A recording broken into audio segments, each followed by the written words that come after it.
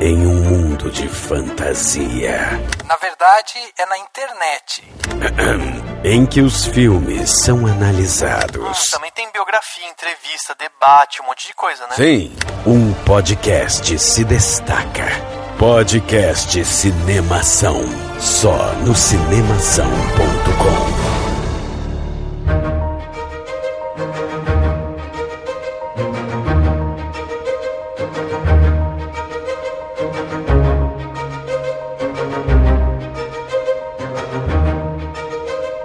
Seja bem-vindo ao podcast Cinemação 362. Eu sou Rafael Arinelli e cuidado com os primeiros papéis que você escolher, porque eles vão determinar o seu sucesso ou o seu fracasso. Oi, gente, aqui é a Bárbara e continue a nadar. Ótimo. Eu sou o Bruno Passos e King Kong é mico perto de mim. Muito bom. Eu sou o Daniel Cury e bora tomar cuidado quando a gente pedir pela chuva, porque a gente vai ter que lidar com a lama. Olha, Menino. É uma espécie de filosófica com crítica, né? Mas a frase do biografado, ele falou. Biografado isso aí. Da noite. Ele falou isso. Não desse jeito, eu dei uma adaptada, mas tudo bem, porque eu sou desse, né? Ele não falou bora tomar cuidado, porque ele não vai falar desse jeito, ele nem é brasileiro, mas tudo bem. É isso aí. Muito bem, meus amigos, estamos aqui neste podcast 362 para fazer uma biografia. Biografia sobre um dos grandes atores hollywoodianos aí, um cara que é sinônimo de sucesso, fruto, né, de um trabalho árduo que ele vem fazendo há muito e muito tempo, que vamos falar hoje aqui, né, o objeto do nosso estudo hoje vai ser Denzel Washington. Vamos falar sobre vida e obra desse grande ator, diretor, produtor. Vamos falar um pouco sobre ele. Essa sequência, né, que a gente faz aqui de biografias, você já deve ter acompanhado, né? Que vira e mexe a gente lança alguma biografia para falar sobre uma pessoa, falar sobre a vida dela e tal. Que é interessante que a gente comece a entender também todo aquele linguajar artístico da pessoa. O último que a gente falou foi do Stan Lee, né? Biografia que a gente fez quando completou 1 ano sem o Stan Lee. Depois a gente teve outra falando sobre o Martin Scorsese, depois a Fernanda Montenegro, Meryl Streep, Jim Carrey, Brad Pitt e tantos outros. É só você então procurar aí biografias do Cinemação, você vai ver a gente falando sobre a vida e obra dessa galera. Para bater esse papo hoje aqui com a gente tem a ajuda de 2 pessoas fantásticas aqui com a gente. Hoje temos aqui a presença da Bárbara, que já esteve aqui, né, com a gente em um passado não muito distante, né, do Wannabe Nerd. Bárbara, se apresenta então para quem ainda não conhece você, diz de onde você vem, quem é você aí, né, como você chegou até aqui. Vamos tentar, né? Eu sou a Bárbara do Wannabe Nerd, acho que é minha terceira vez aqui, eu acho. E engraçado que sempre a gente faz no começo do ano, é muito louco isso, minha participação, enfim. É verdade. Olha só. Sempre no começo do ano eu participo de alguma coisa com vocês, bem legal. O site é voltado também para cinema, cultura pop, música, livro, enfim. E visitem a gente lá, wannabenerd.com.br. Pô, legal. E temos uma estreia aqui no podcast Cinemação também, que é o Bruno Passos. Bruno que veio aí, né, com seu passe alugado. Tivemos que alugar aí as palavras do Bruno. O Bruno veio aqui emprestado. Bruno, que prazer ter você aqui, muito obrigado pela sua presença. Queria também que você se apresentasse, né, pra galera já ir sabendo quem é você, né, como você chegou até aqui. Pô, Rafael, muito obrigado. Eu que agradeço pelo convite, porque eu já escutei o podcast de vocês várias vezes. Eu gosto bastante de falar de cinema, e escutar o podcast de vocês é como estar batendo um papo sobre cinema, o que é minha coisa favorita de fazer. Então tô feliz de estar aqui, sabe? Que legal. Eu tenho um canal de críticas de filmes e séries no YouTube que chama Passos Nerds, porque eu digo que a cada filme que você assiste, você dá um passo nerd. Então eu convido todo mundo a dar passos nerds comigo lá no YouTube pra gente conversar de filmes. E eu faz 1 ano e meio entrei também pro time de críticos do Cinema com Rapadura, então vocês podem achar meus textos lá também. Que bacana, cara, demais. Muito obrigado aí pela presença de vocês dois, é uma honra a gente ter vocês aqui. Com certeza vão agregar bastante nessa discussão.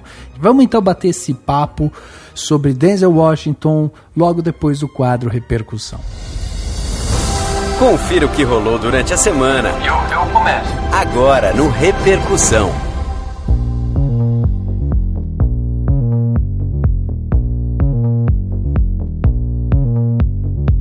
Hoje é dia de fazer uma das coisas que a gente mais gosta, né, Dani? Que é falar da vida alheia. Uma vida famosa alheia de alguém que não vai ouvir o podcast. A gente pode até falar mal e a pessoa não vai ficar sabendo. Pois é, né? Vai que ele consegue um tradutor automático lá, daí até, né? Quem sabe aí não chega a nós. Mas é isso aí, se você quiser mandar seu comentário, né, sobre o que você acha do Denzel Washington, sobre os filmes dele que você gosta, enfim, o que você conseguir mandar pra gente, né, pra falar, continuar essa discussão sobre a vida dele e tal, manda pra contato@cinemação.com. Esse é o e-mail oficial aqui do Cinemação, você vai mandar, vai chegar pra mim e pro Dani, e além disso, você também pode mandar seu comentário pra gente dentro do post desse podcast. Afinal de contas, você acessando cinemação.com, você vai ter acesso a uma série de posts que a galera tá publicando pra caramba lá. E aí vai ter o post desse podcast. E lá tem uma área de comentários. Você escreve lá e você pode inclusive classificar o comentário do coleguinha que tá lá, né? Tá colocando os comentários, pode dizer se é um comentário bom, se é um comentário ruim, enfim. Além disso, você também vai ter acesso a outros podcasts, né? Como Geração M, que é um outro podcast aqui da casa. Você também vai ter acesso a críticas, a vídeos como trailers e outras coisas, né? Que a gente faz aqui. As colunas, né? A gente tem várias colunas falando de estreia, filosofia, música, muita coisa bacana. Também vai ter acesso aí a artigos, dica de filme, entrevistas e tudo mais, além, né, de séries, o que tá passando na Netflix e tudo mais. Então tem muita coisa bacana lá, basta você acessar cinemação.com que você vai estar aí com a semana preenchida de coisa para fazer durante essa quarentena. Além disso, o podcast Cinemação é sempre bom lembrar que ele está em todos os agregadores de podcast. Então, se você tem aí o Google Podcast, estamos lá, Spotify, estamos lá, Deezer, estamos lá e muitos outros. Basta procurar sempre por Cinemação. Esses dias eu fiz o teste, se você não coloca parênteses e tal, você só escreve Cinemação, você já encontra a gente. Então é muito fácil. É facinho encontrar a gente. Então vai lá, procura o Cinemação e classifica a gente. Você classificando a gente dentro do iTunes, você seguindo a gente no Spotify, a gente chega a mais pessoas. Isso é muito importante pra gente. Então se você não puder ajudar de alguma outra maneira, pelo menos vai lá, classifica a gente, ajuda a gente de outra forma. E se você quiser ajudar a gente de uma forma ainda melhor, você pode apoiar o Cinemação, porque a gente precisa muito do seu apoio, né? Hoje mais do que nunca. Aí você fala, poxa, mas e dinheiro? A partir de R$1 você já vira patrão ou patroa do Cinemação. Então você, ao fazer isso, já vai entrar para o nosso grupo no Facebook, para o nosso grupo no WhatsApp e vai entrar na nossa lista de gente que recebe presentinho todos os anos. Então é só entrar lá em cinemação.com/contribua ou clicar no botão contribua lá no cinemação.com, lá no topo da página, você vai achar facinho, e escolher uma plataforma, né? Tem o Patreon, tem o Padrim, tem o Apoia-se, escolhe a plataforma que você quiser. A partir de R$1 ou $1 no Patreon, né, no caso, você já contribui com a gente, ajuda muito a gente, porque se todo mundo puder contribuir com R$1 que seja, a gente vai conseguir melhorar ainda mais esse podcast, deixar ele mais maravilhoso ainda. Então seja um patrão ou uma patroa do Cinemação. E chegando aqui na parte onde as pessoas saíram dos seus armários e mandaram seus comentários aqui pra gente, temos aqui um comentário do Tito que escreveu no podcast Animação 360 quando a gente falou sobre O Poço. Olha aí, o Tito fazia tempo que não comentava e ele até explica isso no comentário dele, ó, porque ele fala o seguinte: adorei esse episódio, me senti em um café após a sessão, conversando e interpretando o filme. Confesso que logo após assistir o longa, eu só pensava sobre chegar ao fundo do poço, nos caminhos que nos levam até lá. e sentia desalento por não ser apresentada numa saída do poço. Desde a sinopse apresentada pelo Rafael, minha mente foi explodindo. Incrível. Ah, que é isso? Para com isso, Tito. Aqui é isso, a gente tem que pensar sobre o filme. Estava chateado com os últimos episódios de reviews de filme, salvo talvez o Coringa, pois vocês estavam gastando a maior parte dos episódios para falar dos mais variados assuntos, menos debater a história. As lições podemos tirar do que nos foi apresentado. Muito grato pelo episódio. Olha aí, então, o Tito mandou esse episódio, eu até fiz um desafio para ele, falei para ele assim, Tito, escuta o próximo episódio, fala pra gente, né, se você gosta, se você não gosta, se a gente tá desviando, se não tá. Gente, isso é muito importante, por isso que a gente quis ler o comentário do Tito, é porque você mandando o seu comentário sobre o que você acha de como a gente está fazendo, a gente vai se adaptando e vai fazendo um podcast melhor para mim, para você, pro Dani, para todo mundo, né, Dani? E varia de acordo com o filme, talvez o que ele quer dizer com não discutir a história é porque tem alguns filmes que a gente acaba discutindo a temática em torno dele, né? E cada filme pede um debate diferente, ou pelo menos a gente chega a debates diferentes.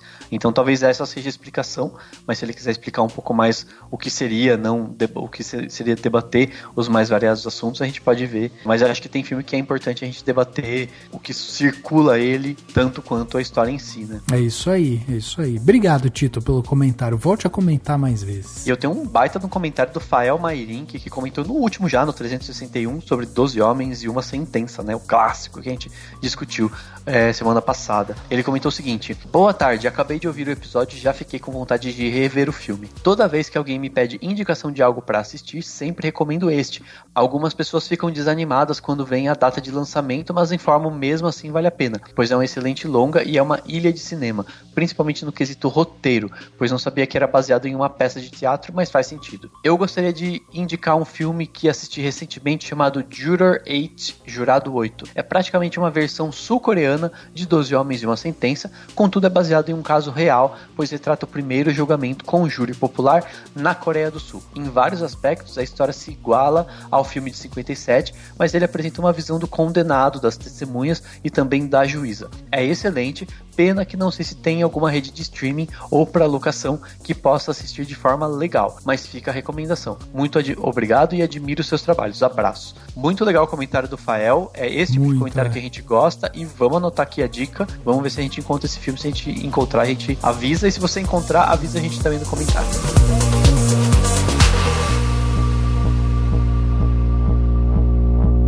The street I grew up on is on the borderline of Westchester and the Bronx. The south side of Westchester was a lower and or middle class neighborhood. I guess my father or other folks from his generation, that was their a dream fulfilled, to get a house with a piece of grass and, you know, car in the driveway.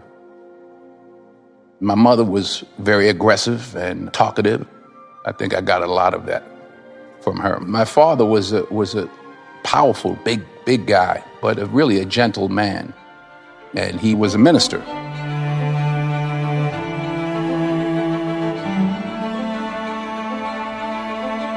Denzel Hayes Washington Jr., esse é o nome, né, do nosso querido Denzel Washington, o cara que conquistou Hollywood, que nasceu aí em Mount Vernon, em Nova York, né, no subúrbio ali próximo do Bronx, e ele nasceu no dia 28 de dezembro de 1954. O cara tava ali com um pezinho em 55, mas nasceu um pouquinho antes, em 54. E hoje ele está, né, com seus 65 anos e vai fazer seus 66 ainda esse ano. E além dele, ele tem mais 2 irmãos, né, que são frutos aí do relacionamento dos seus pais e tal, que depois a gente até vai falar que depois acabaram se divorciando e tudo mais, a gente vai entrar nisso. Muito bem, Denzel Washington, que nasceu nesse ano de 54, ali perto, né, 55 e tal, nasceu numa época em que os Estados Unidos estavam no meio ali, né, de uma discussão falando justamente sobre a parte racial, né. É muito interessante da gente observar isso, porque enquanto a gente percebe que nos Estados Unidos faz 50 anos que foi feita, né, aquela lei que acabou com a segregação racial, quase 60 anos, né, a lei foi assinada em 1964 pelo presidente Lyndon Johnson, e ela acabou ali com aquela segregação que acontecia. E o Denzel, que nasce em 54, ele acaba crescendo com nomes muito fortes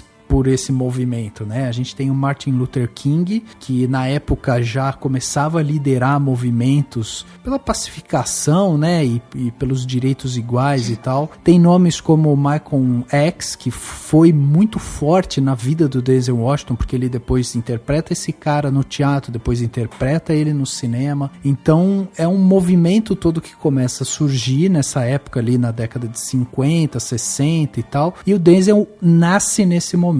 Interessante também observar que quando perguntado como que era essa relação, né, do problema racial para ele e tal, ele disse que ele não sentia muito isso, porque o pai, a mãe, eles tinham uma proteção com eles e eles meio que não ficavam estimulando, né, essa divisão ali entre eles e tal, não queriam ficar forçando muito isso. E ele cresceu num ambiente também um pouco mais diverso. As proximidades de Nova York, né? Ainda mais no subúrbio, você tinha uma pluralidade de culturas, uma pluralidade de raças, né? Enfim, aquela coisa que toda cidade grande permite um pouco mais, geralmente, de ter gente de variadas origens e tal. Em Nova York é muito isso, né? E até tem umas histórias que ele conta, que diz que ele chegou a fazer viagens pro sul, né, dos Estados Unidos com o pai dele. Não sei exatamente se foi a passeio, como que foi. O pai dele tinha que ir, levava ele e os irmãos e tal. E daí ele fala que ele não lembra direito, assim, de detalhes, mas que ele lembra que o pai dele fazia comida pra eles comerem no carro, pra eles não terem que parar na estrada. Porque ele sabia que se eles parassem no sul, onde tinha ainda muita segregação e onde, enfim, era muito mais difícil, eles teriam que, ou não iam poder entrar no restaurante, ou não iam poder comer no lugar, ou iam ter que passar por alguma situação desagradável. Então o pai dele fazia, essa é uma lembrança que ele conta que ele tem, assim. Exato. De fazer comida e levar a comida na viagem, né? Mas realmente ele cresceu nesse ambiente mais efervescente de Nova York, que é bem diferente dos Estados Unidos, lá do interiorzão, né? E é interessante também porque ele diz que nesse momento, né, em que ele vai viajar com o pai e tal, e o pai faz a comida, não existia assim um movimento do pai de tipo, nossa, o pai tava puto porque ele tinha que fazer comida, ele não ia poder parar e não sei o que e tal. Não, era uma coisa normal. Então o pai dele já fazia aquela coisa meio que era um movimento natural, pra eles também era natural, então ele não percebia o racismo como as outras pessoas percebiam. Ele era jovem, né, tava ali vivenciando aquilo, mas ele não via o racismo dessa forma. Então é interessante da gente ver também como esse crescimento dele e essa educação que ele teve vai ajudando ele também a amadurecer essa visão ali mais pra frente. A mãe dele, que era Lennis, né, o nome dela, ela era dona de um salão de beleza, e o pai, que por acaso se chamava Denzel Hayes Washington, né, e o Denzel virou Júnior depois, ele era um pastor pentecostal, né. Ele também chegou a trabalhar um tempo lá no departamento de água de Nova York e tal, ficava numa loja lá de departamento e tudo mais, mas a sua função principal ali era ser pastor pentecostal. Não à toa, essa criação muito voltada ali para a religião e tal, moldou a vida inteira do Denzel Washington. Hoje ele é um cara também muito religioso, muito voltado para a religião e tal. E eles tiveram uma educação, ele e os irmãos, uma educação muito rígida, né? Porque os pais eram muito cristãos e tal, e tinha uma coisa dentro de casa que não podia beber, não podia fumar, não podia falar palavrão, era uma educação muito rígida mesmo, que o Denzel acabou carregando isso também ao longo da sua vida. E tem acho que uma coisa que eu não sei se é necessariamente por conta da religião, mas ele participou de um grupo que chamava Boys Club ou Boys and Girls Club, uma coisa assim, que era uma espécie de, eu até tava lendo e falei, deve ser tipo o céu em São Paulo, né, pra quem é de São Paulo. É tipo um lugar para as crianças ficarem depois da aula, que tinha atividade extras e tal.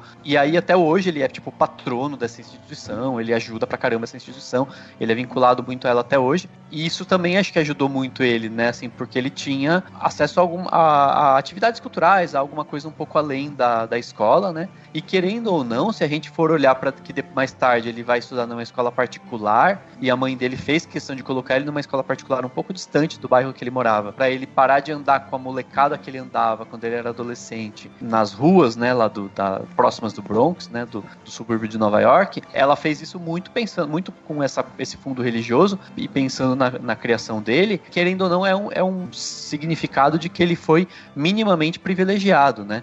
Ele, quer dizer, não que ele fosse rico, mas ele tinha lá a mãe dele, assim, os pais dele conseguiram pagar uma escola particular para ele no final dos estudos, né, antes dele ir pra faculdade, assim, pagando mesmo do próprio bolso e tal, porque ela tinha um salão de beleza, o pai dele tinha emprego bom, né, razoavelmente bom, então é interessante ver isso, assim, ele teve um acesso a uma educação bem bacana, né, assim. E até, Daniel, ele conta que essa decisão dos pais de mandarem ele para essa academia, era uma academia militar, ele disse que salvou a vida dele, porque ele andava com um grupo que não tinha as oportunidades que ele tinha, então ele ia seguir as mesmas coisas que esse grupo fazia, e ele fala que hoje esse grupo com que ele andava, todo mundo já foi preso em algum momento. E ele falou que se ele tivesse continuado naquela vida, na direção que ele estava indo, ele não teria sobrevivido, ele também teria entrado numa vida de crime ou de alguma coisa desse sentido.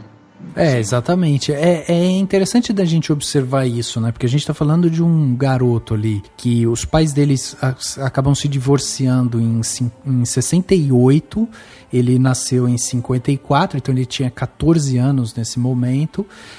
A gente tá falando da década de 68, onde existe, né, essa parte da divisão racial, ela acaba nos Estados Unidos, e aí acontece o que acontece em qualquer lugar do mundo quando não há um planejamento nem nada disso com essa divisão racial. Então, o que acontece? As pessoas, elas acabam indo para as periferias, né? E aí elas vão ficando ali, vão se criando ali. E aí as pessoas sem oportunidade e tudo mais acabam, né, se envolvendo com crimes e tal. E o Denzel Washington, apesar do pai ser pastor pentecostal e tal, e a mãe, né, que era dona de um salão de beleza e tudo mais, ele vivia essa realidade lá. Agora, a educação dentro de casa, rígida, e o fato depois da separação, a mãe resolver colocar o filho numa escola e tal, mostra a mentalidade que os pais tinham de que era através da educação que ele poderia mudar a sua realidade. E ele reconhece isso, né, de uma forma muito, muito veemente, assim, porque hoje em dia a gente vê ele fazendo doações para instituições, querendo ajudar, é um cara muito ativo, e diferente até de outros atores de Hollywood e tal, ele é um cara que ele é muito reservado, né? A gente não vê ele se envolvendo em polêmica, não vê ele, sabe, com, sei lá, tendo, sei lá, manchete, né, em jornal, porque foi tretas, né? Foi grosso na gravação e não sei o que e tal. Não, ele é um cara super profissional, super correto ali nas suas atitudes e tal. Então isso realmente é muito interessante. Agora, tá casado até hoje com a mesma mulher. Exatamente. Em Hollywood isso é assim, né? Raríssimo, né? Raríssimo. E é interessante, assim, todo mundo fala, assim, você vê muitos textos, coisas falando sobre ele, de que ele é uma pessoa muito simples, né? Ele não faz questão de, enfim, vestir roupas muito caras, etc. Isso não significa que ele não aproveite a riqueza que um ator de Hollywood conquista, né? Se for ver, vocês procurem depois a casa que ele mora, em Los Angeles, é um negócio espetacular, assim. Mas simples no sentido de que ele não é de ficar, né, fazendo ostentação, né? Ostentando, ou sei lá, né, fazendo isso, esse tipo de coisa. Acho interessante também essa história dele procurar devolver para a comunidade de alguma forma, né, que veio da criação dele, dos pais e religiosa. Ajudou um grupo de atores que precisava de patrocínio, digamos assim. Ele entrou num grupo que ajudava esse grupo de atores financeiramente para poderem estudar, e um desses atores é o Chadwick Boseman, que veio a ser o Pantera Negra. E ele sempre comenta isso em entrevistas, que ele agradece muito o Denzel Washington por ter dado essa chance para ele. Pô, que legal, cara, que legal. É interessantíssimo, eu acho interessante quando a gente vai pensar na biografia do ator, da pessoa que a gente está fazendo aqui, justamente isso, né? Como as histórias elas estão sempre entrelaçadas, né? Entrelaçadas no sentido de as atitudes que vão sendo tomadas lá atrás, na infância, na adolescência e tal, elas começam a se refletir, você vai ver traços dessa personalidade agora, na vida adulta, no sucesso e tudo mais. Então é muito interessante, porque o Denzel Washington sempre falou que ele não pensava em ser ator a princípio. A ideia dele era focar ele gostava muito de esporte, estava pensando em outras coisas, né? Não queria ficar atuando e tal. Só que daí existiu o movimento dele, depois acabou, né, pensando o que ele ia fazer, não sabia direito o que ele ia fazer na parte de universidade, se ele ia fazer, se ele não ia, para onde que ele ia e tudo mais. E aí ele tem esse contato, né, ele pensou em ir para uma universidade no Texas porque o uniforme, o nome do time dessa universidade tinha a ver com o Boys Club, né, da cidade dele, que é uma organização que acaba oferecendo aulas e práticas após a aula. Ele pensou em isso porque era um jeito dele se manter conectado ali. E foi nesse Boys Club que ele foi várias vezes, e daí ele acabou vendo O Monstro da Lagoa Negra, que foi o primeiro filme que, segundo ele mais assistiu, gostou e tal no cinema, né, e tal. E aí depois ele também acabava vendo filmes bíblicos, né, por conta da sua infância religiosa e tal. Então é um cara que começa a ser introduzido na arte através de algo que ele identifica como um prazer dele, né? Tenho que ir para um lugar que eu me sinta confortável e vou também começar a prestar atenção nessas coisas que tem a ver com a minha essência. E aí ele começa a entrar nesse mundo artístico e aquilo abre a cabeça dele para outras coisas, né? Ele fala que foi gradativo, né? Ele entrou na faculdade numa faculdade perto lá de jornalismo, mas assim, nos Estados Unidos o funcionamento das faculdades é meio maluco, né? Meio diferente do Brasil. Então ele entrou, aí ele tava na dúvida de qual que ia ser você tem que escolher lá os majors e minors, né? Você escolhe, tipo, a sua formação principal e coisas menores. Daí ele tava indo mais pro jornalismo, daí ele foi numa espécie de acampamento, né? Em Connecticut, né, que foi numa cidade de Connecticut, que ele, num show de talentos, numa espécie de atividade desse acampamento, ele foi incentivado por todo mundo que estava lá para estudar atuação. Provavelmente ele fez algum teatro, alguma coisinha lá na frente, e o pessoal falou, pô, você é bom, você devia ir para atuação. E aí ele voltou, focou, assim, acho que na universidade, não sei se ele chegou a ficar só no jornalismo ou se ele fez algo na área de atuação, mas ele se matriculou. Ele faz drama. Com drama, e ele se matriculou no Lincoln Center, né, que é uma escola super famosa de Nova York, e daí ele começou a fazer várias peças, né, a primeira, inclusive, do Eugene O'Neill, foi uma peça do Eugene O'Neill, que é um dos maiores dramaturgos americanos, né, tem peças incríveis e tal. E aí ele já começou a fazer teatro nesse período entre sair da faculdade, né, em 76, 77, então ele estava terminando a faculdade e já estudando teatro na faculdade também, acredito, e nesse Lincoln Center. Pois é. E dali ele já parte para a carreira de filme, né, bem na sequência que ele termina a graduação, nem você falou 77, eu acho, ele já parte pra televisão. E já consegue, acho que o primeiro papel dele, uma coisa assim. Sim. Porque daí o que eu vi é que assim, ele entrou, ele fez um filme chamado Vilma, né? Ou Wilma, que é sobre uma esportista. Ele inclusive é muito legal, assim, ele é muito bom de escolher papéis, né? Assim, ele tem muitos e muitos filmes que ele faz que tratam da questão da negritude, da questão do racismo, ou de personalidades negras muito importantes para a história dos Estados Unidos e mundial, né? Ele é um cara que soube muito evitar papéis negativos, que ainda nos anos 70, 80 foi ter bastante, né? Ainda no cinema, papéis, enfim, que eram preconceituosos, mesmo que sutilmente, tinha muito filme que denigre, né? A imagem do negro, né? Basicamente denigre. Então, mas a questão é justamente, na época não era visto como um problema para a maioria das pessoas, até nem mesmo por pessoas negras, né? Era mais no sentido de ele já tinha algum interesse em não ir para esse caminho, né? E esse filme, esse Wilma ou Vilma, é sobre essa atleta, né?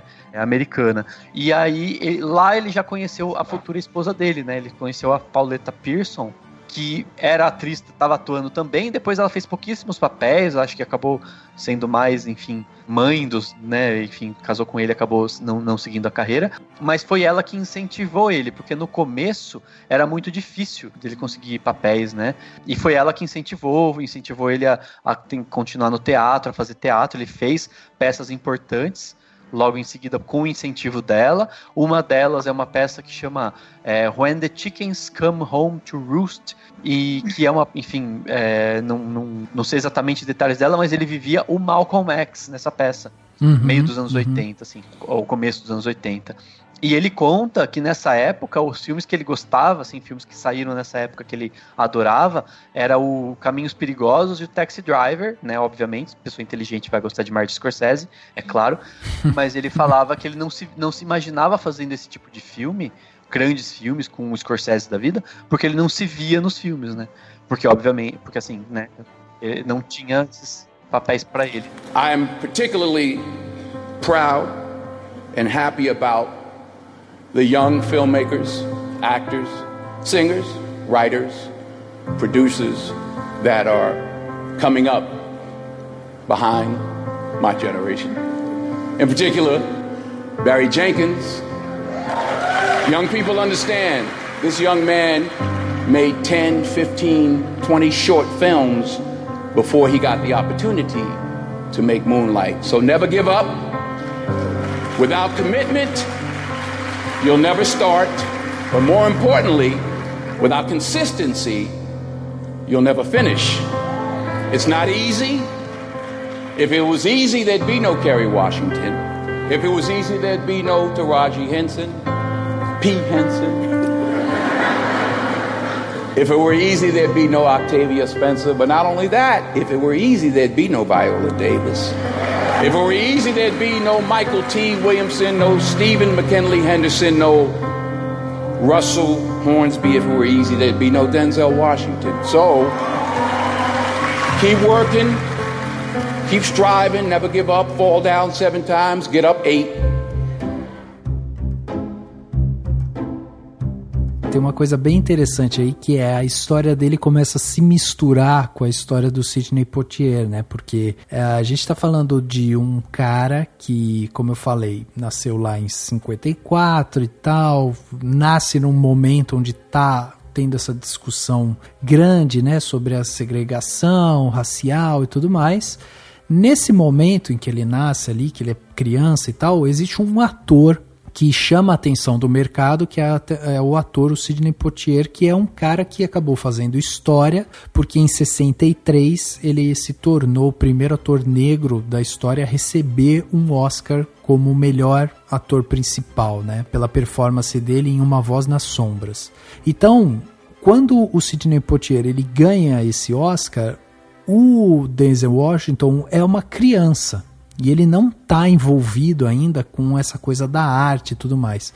Quando ele vai para a escola, ele vai fazer faculdade e tudo mais, porque ele acaba depois se formando, né, com 22 anos, em 77 e tal, ele está se envolvendo sim com a arte, mas ele mesmo já falou que ele não cresceu tendo o Sidney Poitier, por exemplo, como um exemplo, um cara, sabe, que ia guiar ele e tudo mais, não. Porque o Sidney Poitier não fazia também filmes com toda essa frequência que tem hoje em dia, né, por exemplo, e também porque o Sidney Poitier, ele chegou no seu auge, vamos dizer assim, quando o Denzel Washington era novo. Então, houve uma lacuna ali de espaço, sabe, de tempo. Ficou um vácuo ali.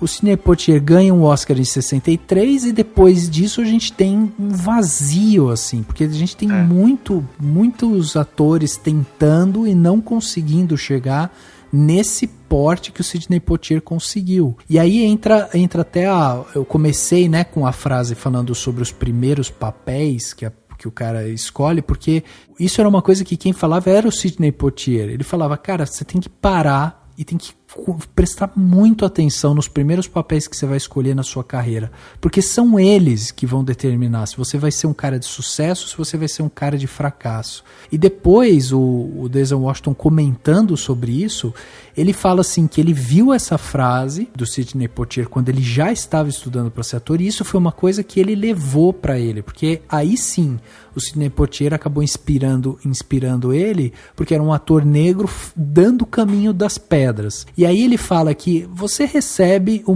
inúmeros roteiros, você consegue ver um monte de coisa que a galera quer produzir. O duro é você achar um bom, um que você olha e fale, não, aqui vale a pena eu me arriscar. Então, até por isso, ele no começo tem essa dificuldade também de encontrar um papel para ele tem essa dificuldade por tudo, pela questão racial, pela questão de não conseguir encontrar um bom roteiro que ele se encaixe e tal, e que ele possa, né, alçar voos aí na sua carreira e tudo mais. Então, assim, você percebe que é um cara que ele estava tentando, mas ele estava tentando de uma maneira, né, pragmática. Ele estava tentando, olhando, analisando. Ele não ia se enfiar em um filme simplesmente para começar a sua carreira, porque senão ele ia ser igual a todos os outros que estavam tentando antes dele e que até então não tinham conseguido o sucesso, né? Em 81 ele fez que quando eu vi esse filme, não conhecia esse filme.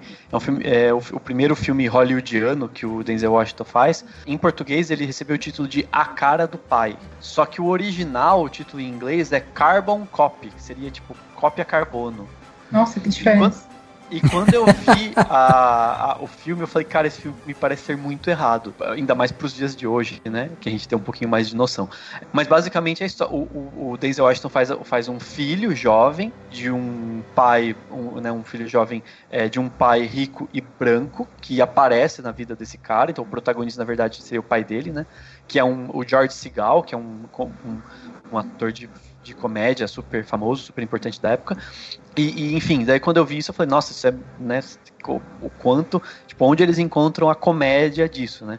E basicamente é esse pai tendo que lidar com um filho que ele descobriu que tem, é um filho que é negro e tal. No fim, pelo que eu vi, esse filme tem no YouTube em inglês, sem legendas e tal, eu dei uma olhada, não cheguei a ver o filme inteiro. No fim ele tem uma pegada de uma mensagem antirracismo, né, uma mensagem um pouquinho mais razoável. Não vi detalhes se ele esbarra em questões bizarras, como eu imagino que sim, pela época que ele vem, né, tal. Mas é interessante isso, quer dizer, provavelmente ele já pegou pensando nisso, pensando que era um filme com uma história que tinha alguma mensagem relacionada a essa questão. No fim, o filme foi um fracasso de bilheteria, mas enfim, ele fez. Não, e parece ser daquelas comédias bem erradas, né? Porque você tratar disso é uma questão complicada, né? Por mais que você queira levar para um lado mais leve. Não, então, exatamente. Aparentemente ele é bem intencionado, mas só o título em inglês já é uma coisa meio, para hoje, já é um humor meio ultrapassado, né? Você fala, eita, pera aí. Isso, exatamente. Deixa eu puxar um gancho aqui do que o Rafael estava falando, da relação do Denzel com o Sidney Poitier, e do que o Sidney Poitier tinha falado, né, de seus primeiros filmes vão te determinar sua carreira, e que o próprio Sidney Poitier não era de fazer filmes com muita frequência. Eu vi uma entrevista com o Denzel Washington contando que no final da década de 80, ele estava numa série de TV que chamava St. Elsewhere. Ele fazia um personagem que era um médico, e ele teve o primeiro grande sucesso, assim, nesse papel. No final da série, ele começou a receber convites, né, para fazer papéis em filmes maiores em Hollywood. E ele conta que um dos primeiros convites que ele recebeu era para um papel que estereotipava demais um personagem negro, que era para ser um criminoso que escapava de alguma coisa, e ele ficou meio relutante de fazer, porque ele disse que era um dinheiro bom ainda, mas que ele lembrou das palavras do Sidney Poitier e disse não. E 6 meses depois ele foi chamado para fazer Um Grito de Liberdade, que rendeu a primeira indicação ao Oscar dele. Exato. Cara, eu acho isso tão fascinante, né? Porque a gente vê um cara que... A gente pode dizer que o Denzel Washington é hoje um cara de sucesso e que deu certo em Hollywood, mas a gente vê a trajetória dele, é interessante que ele se baseia realmente nisso, no Sidney Poitier, que tinha sido o cara que poderia ser esse espelho para ele, né? Para ele alcançar o sucesso. Não à toa, o Denzel Washington foi depois o ator negro a ganhar um Oscar e tal, e acabou tendo seu nome, né, elevado ali ao lado do Sidney Poitier. Mas o interessante é que quando perguntado também para saber, e aí, como é que é? Você já olhava e falava assim, não, vou focar no melhor e vou seguir os passos dele porque eu também quero ser o melhor e tal. E eu achei que ele deu uma resposta tão consciente, porque ele diz assim, eu nunca penso em ser o melhor, eu não quero ser o melhor ator de todos e tal, nada disso. Eu penso em fazer o meu trabalho melhor, eu quero evoluir como ator, quero evoluir como ser humano, e o fato de eu ser indicado ao Oscar é simplesmente um reconhecimento dos meus pares, né? Afinal de contas, os outros atores também estão achando que eu estou fazendo um bom trabalho, então é uma felicidade gigante fazer isso. Quando ele vai fazer os primeiros filmes dele, né, o Desejo de Matar, o Vilma e tal, o pessoal fala que ele teve um pouco de dificuldade, porque enquanto ele não encontrava um papel para ele se encaixar ali, para ele conseguir falar, não, eu vou realmente tentar, eu vou me mostrar, né, no cinema e tudo mais, ele fez muitas peças de teatro. E isso foi um pouco que foi moldando essa atuação do Denzel Washington, que é um cara que até hoje, quando você vê a atuação dele, ele é muito presente nas atuações, ele é um cara denso ali nas atuações, pesado, ele intenso, exatamente. E teatro trouxe isso muito pra ele, porque ele tinha essa coisa de sentir, né, a plateia, e o que a plateia emitia pra ele devolvia pra plateia, que é o que muitos dos atores falam realmente, né, que o teatro ele traz essa emoção, porque ele quase que te dá ali em tempo real se você tá indo bem ou se não tá indo. Enfim, daí, quando ele entra pra essa série, que o Bruno trouxe aqui pra gente, ele vai fazendo a série, ele emenda uma sequência de trabalho, cara, que é impressionante, porque ele vai trabalhando um ano atrás do outro. E aí você tem ele trabalhando na série, a série já dá pra ele um sustento que é, bom, ele passa a receber, né, um valor fixo no mês, então ele tem um salário, que é fantástico também, e aí ele consegue ir investindo nessa carreira que ele estava tentando, e a Pauleta, né, que é, no caso ali, a atriz com quem ele se casa e tudo mais, tá ali ajudando ele a manter essa carreira. E aí, quando ele emenda a série, ele faz a série em 82, 83, 84, daí ele vai fazer Licença pra Matar em 84, e faz A História de um Soldado em 84, 85, 86, 87, 88, ele vai fazendo um filme atrás do outro, direto. A essa frequência que ele vai produzindo, vai de encontro certeiro à mentalidade que ele tinha, que era, eu preciso treinar, eu preciso me melhorar como ator. Então ele trabalhar com essa frequência só foi fazendo com que ele crescesse como ator. E é uma mentalidade também que você vê que nos anos 2000, por exemplo, os atores, quando eles estão na série, eles querem, na verdade, sair da série e embarcar só fazer filme, né? Uhum. E ele não, ele começou tentando equilibrar as duas coisas, né? E como você falou, ele solta um filme atrás do outro ali, tem, acho que ano seguido, 86 ele lança 2 filmes, 89 também, 84 também, então, tipo, ele tem uma mentalidade de praticar mesmo a atuação, né? O espaço que ele ganha. E ele não escolhe esses primeiros papéis, eu não vejo também como ele escolher papéis fracos. Ele nunca escolhe um papel que não vá contribuir para o crescimento dele, né? E ele sempre tá excelente, assim, incrível. Esses primeiros papéis dele, esse que o Daniel citou, o do soldado, né? Ele é incrível, eu adoro esse filme. É um dos primeiros que eu vi dele, eu acho. E é legal que ele vai criando vínculo com alguns diretores. Tem alguns diretores que voltam muito, né, pra carreira dele.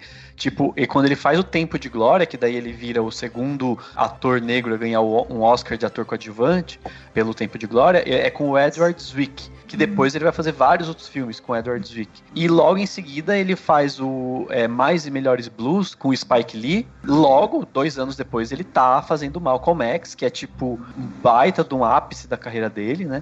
Algumas pessoas vão não dizer que é o papel da vida dele, ele fala que detesta isso porque significa que você já não precisa mais trabalhar, né, e não precisa fazer mais papel, mas é um baita do papel e é um filme maravilhoso e super importante. Inclusive tem outra indicação, né? Tem. A primeira indicação ele até cita, né, os papéis que mais marcaram ele. Ele fala que Tempo de Glória e Malcolm X estão com certeza neles, mas não que são os melhores, né?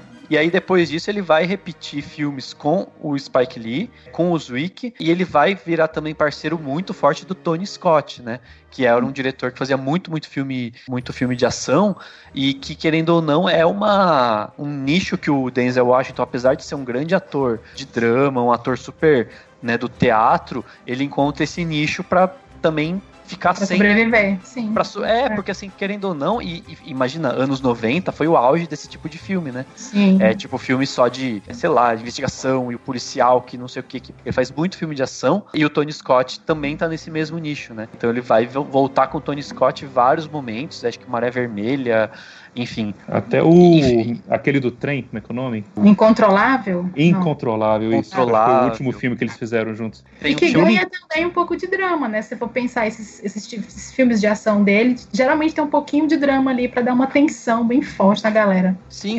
Não, exatamente. Tem esse drama, exige essa coisa que é o que cria, né, um impacto pro espectador, né? Assim, do tipo, nossa, como ele é bom, ele fez essa cena muito forte e tudo mais, mas ao mesmo tempo não é o filme que vai ficar pro público, vamos dizer assim, só pro público cinéfilo, só pro público que, né, vai ver o festival, só pro público que vai acompanhar o Oscar. É tipo, era do VHS, logo depois era do DVD, né, de aluguel. Então as pessoas iam pra locadora pegar filme, tinha o Denzel Washington na capa, era certeza de que ia ter sucesso, principalmente se fossem esses filmes de ação, né. Então, querendo ou não, é um nicho super importante que ele entra, que faz ele virar o astro, né, porque você tem o vencedor do Oscar vinculado com o astro de filme de ação mesmo, né, o astro que tá lá, que chama a atenção de todo mundo e tal. Ele gosta de fazer esses filmes de ação, né? Tipo, não só ele gosta, tipo, você vê a entrevista quando ele tá falando dos filmes de ação que ele participou, ele gosta de fazer algumas das cenas, ele dispensa dublês em certas cenas, ele gosta de coreografar, ele gosta da fisicalidade.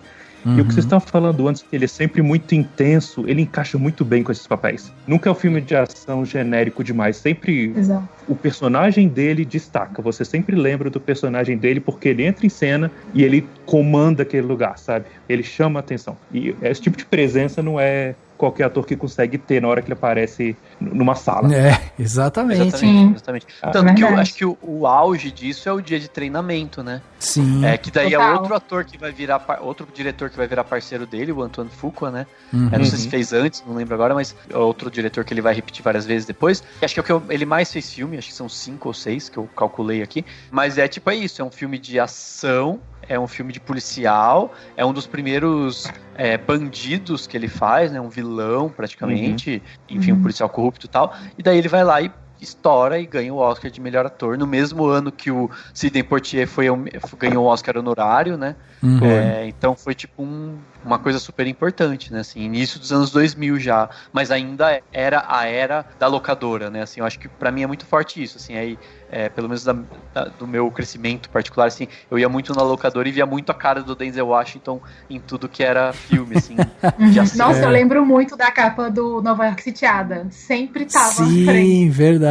É muito doido isso. Não, e dia de treinamento, além de dar pra ele o Oscar e aí, né, consagrar de vez e tal, foi um momento ali em que aconteceu isso que o Dani falou, o Sidney Poitier acaba, né, sendo homenageado e tal, mas a Halle Berry também leva de melhor atriz, então foi um momento do Oscar muito marcante, porque a gente teve 2 atores negros levando a principal categoria de atuação. E isso nunca tinha acontecido. Então veja como é impactante, é forte, como o Denzel Washington acaba colocando o nome dele, escrevendo o nome dele na história hollywoodiana de uma forma muito, muito pesada, assim, né? Muito visceral.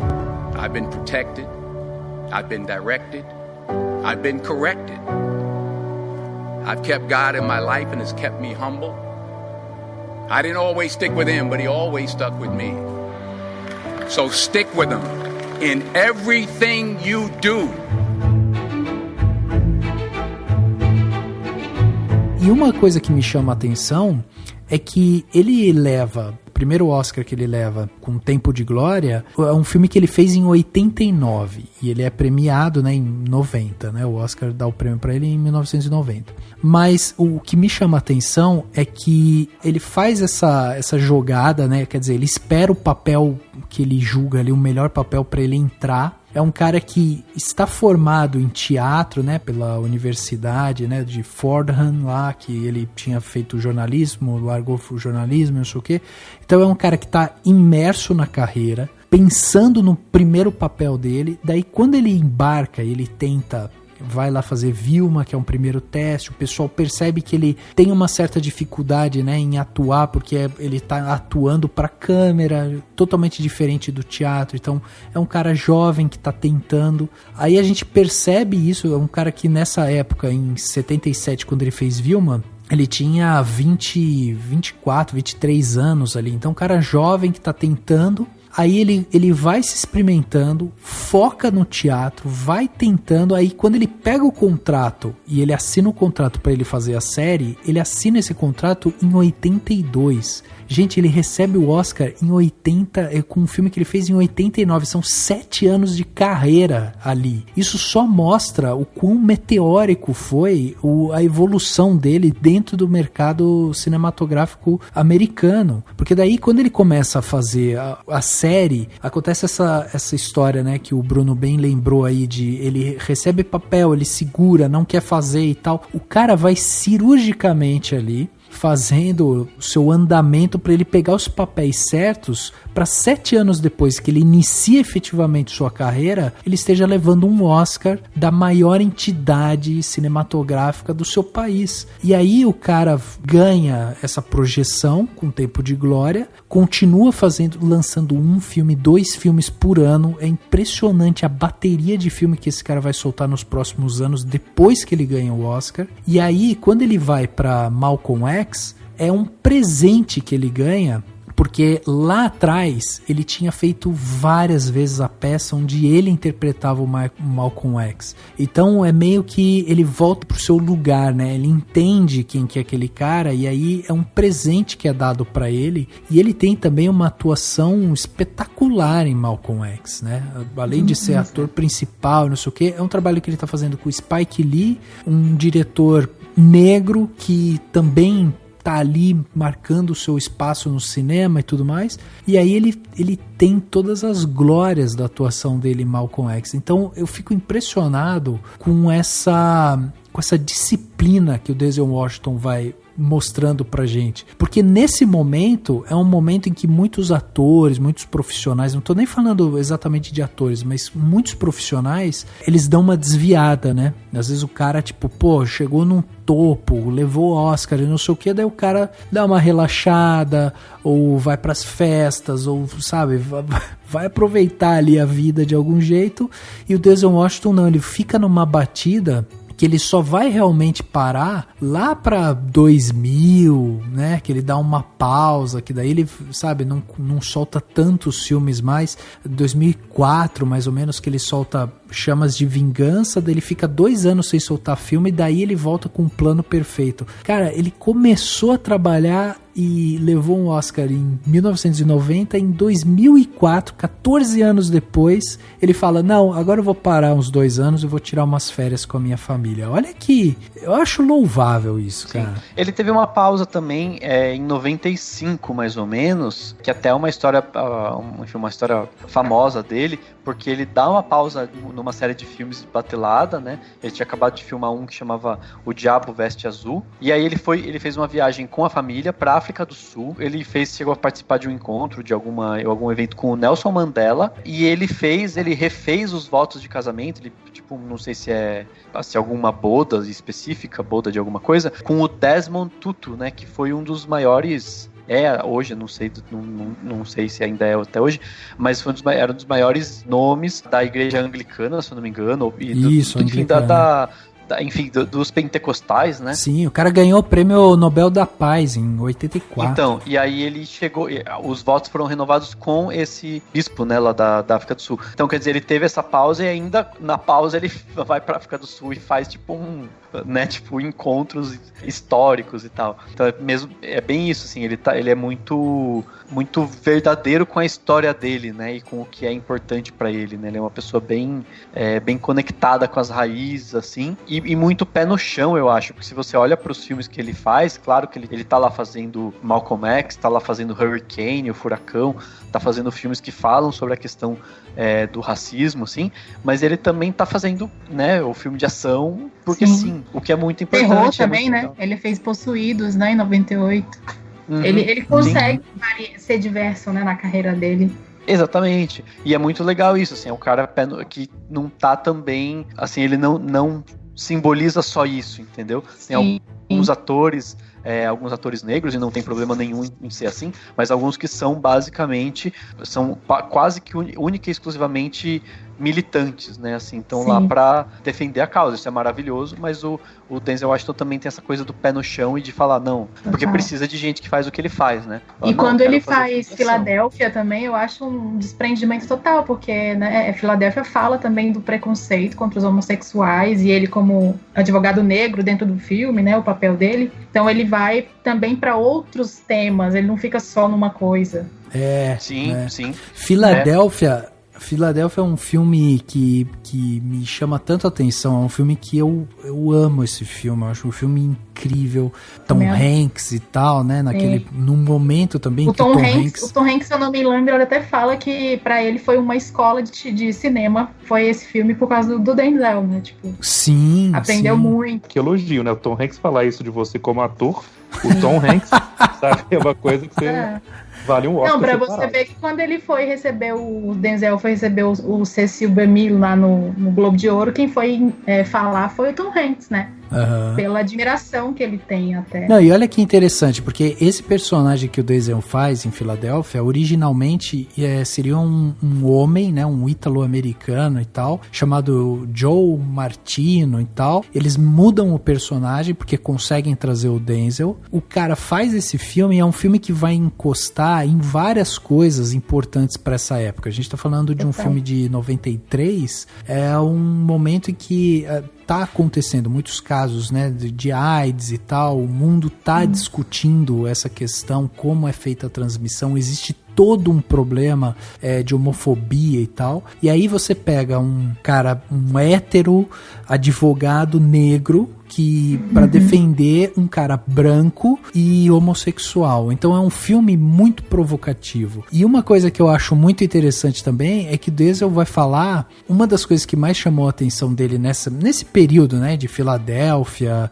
Maré Vermelha e tudo mais, é que ele vê o orçamento dos filmes crescerem com um protagonista negro nas suas cabeças ali, né? Então, por exemplo, Filadélfia foi um filme feito com 26 milhões de dólares. E depois você tem Maré Vermelha, que é com Gene Hackman e tudo mais, que é um filme feito com 50 milhões de dólares. O Denzel fala, cara, quando que a gente viu um filme que tem um protagonista negro que recebe essa quantia de dinheiro? Então, para ele, isso também faz parte desse movimento, do movimento de fixação, né, ali, de, estamos aqui para ficar, do movimento de consolidação da sua própria carreira, de eu sou esse ator que vou estar aqui, sou esse cara, e ao mesmo tempo esse movimento provocativo com os filmes também, porque daí os filmes precisam dar esse espaço, porque o cara é simplesmente genial nas suas atuações. E depois de Filadélfia também, o cachê dele só subiu, né? Foi tipo,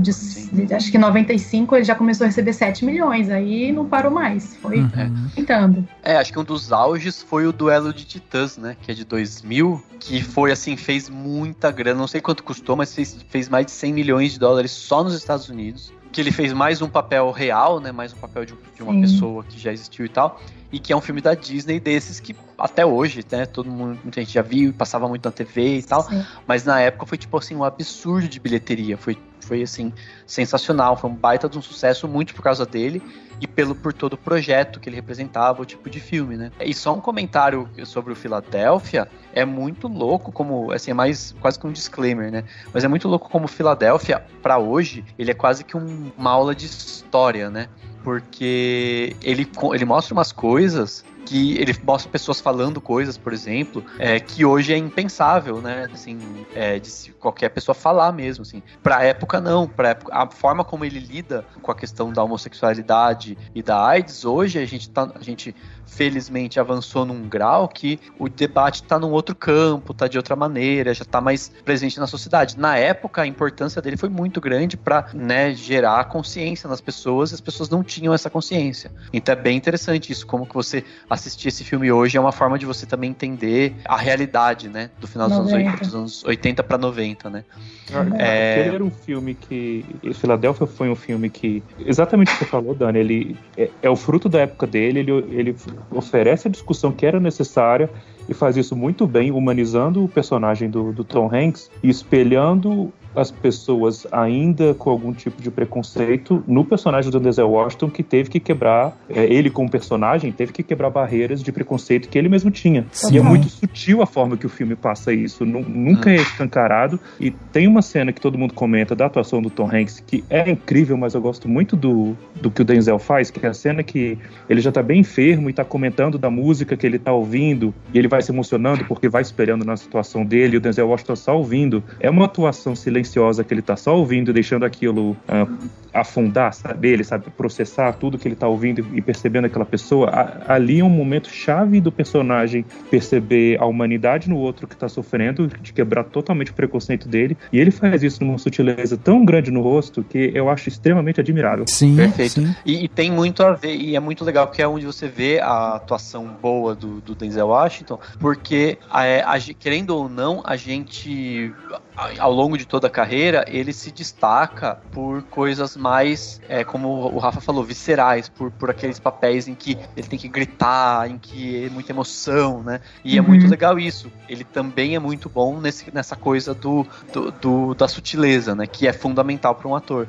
E aí tem muita troca, né, também. Quem você falou dos pares, ele tem muita troca nesse filme, porque eu vejo que alguns filmes é muito só ele. Esse não, ele tem a troca do Tom Hanks ali, dos outros coadjuvantes. Exatamente. Sim, e aí tem uma coisa que me chama muito a atenção, que é um ator desse calibre ter feito papéis em que ele interpreta pessoas que realmente existiram, porque também não é uma coisa comum da gente ver atores desse porte, sabe, dessa qualidade, que já tinham ganhado o Oscar e tudo mais. Eu acho muito interessante, porque assim, as pessoas hoje podem olhar pro Denzel Washington e podem lembrar lá de O Protetor, Chamas da Vingança e tal, os filmes de ação que ele fez. Que é aquele filme de ação que o Denzel Washington se consolidou, onde ele é um cara, vamos dizer, ordinário, comum, e aí o cara de repente mostra que ele tem uma habilidade incrível, né, em luta e tal, e é destemido e tudo mais. Esse personagem o Denzel Washington consolidou e ele faz muito bem. Porém, a gente tem um outro traço nessa atuação dele, que é justamente essa interpretação desses personagens reais, que são pessoas que elas trabalham muito mais com a sua ideia, com a ideia do que eles são,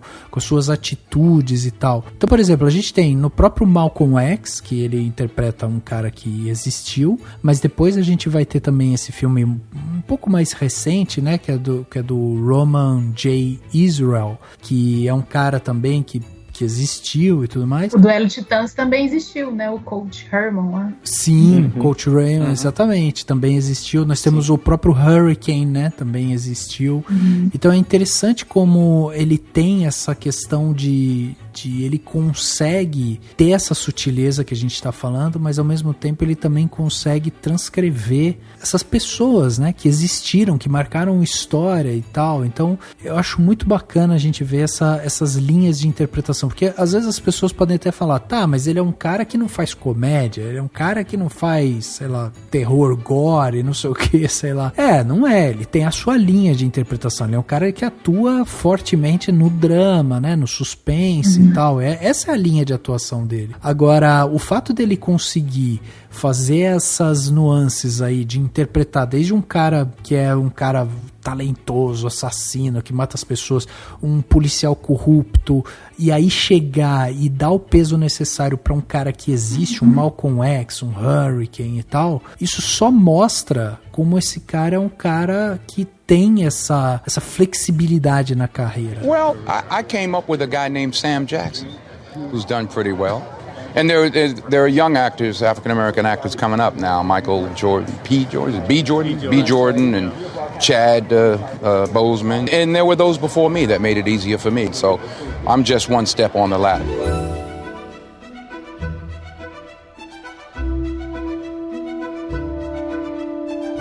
Até aproveitando o tanto que a gente está elogiando ele aqui, porque ele realmente merece, uma outra entrevista que eu vi com ele, essa questão dele ter diminuído o ritmo de filmes que ele faz, porque, convenhamos, ele pode se dar ao luxo.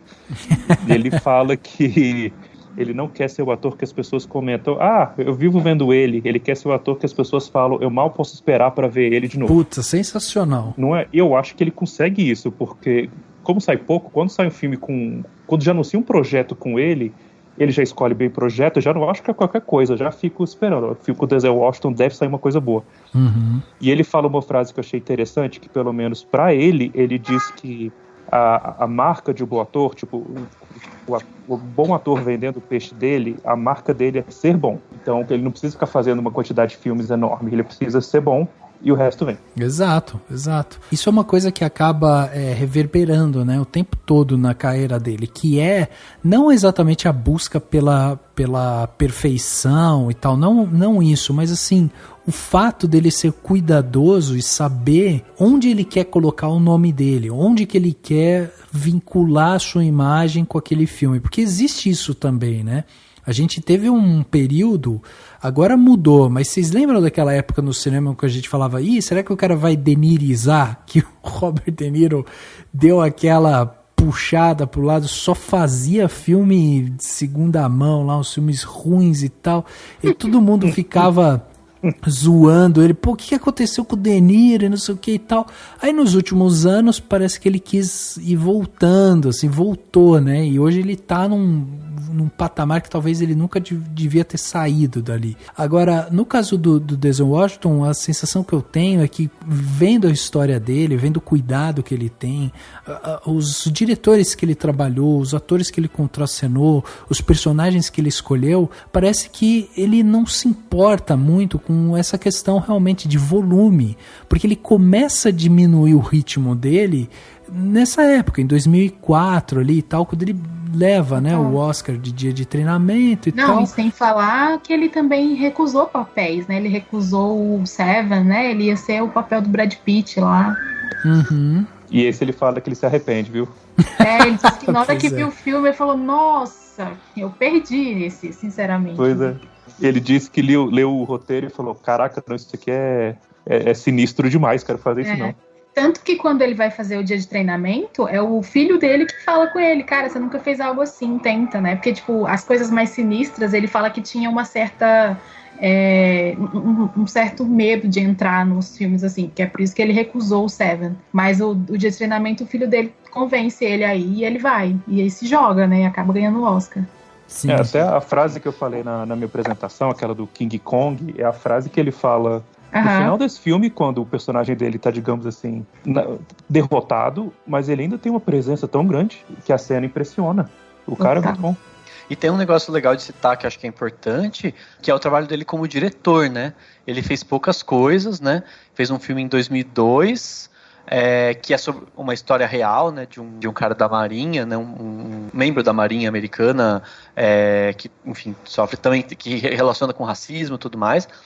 O Denzel Washington, todo filme que ele dirige, ele também atua, né? Uhum. Então tem esse de 2002, que é uma história que é o real. Voltando a Viver. Sim. Voltando a Viver. Tem um que chama O Grande Debate, que também é baseado numa história real, enfim, numa história verídica e tudo mais, de um professor e tudo mais. E o recentemente foi o Fences, né? Porque o Fences, na verdade, não é baseado em história real, mas é baseado, daí entra na raiz do teatro dele, né?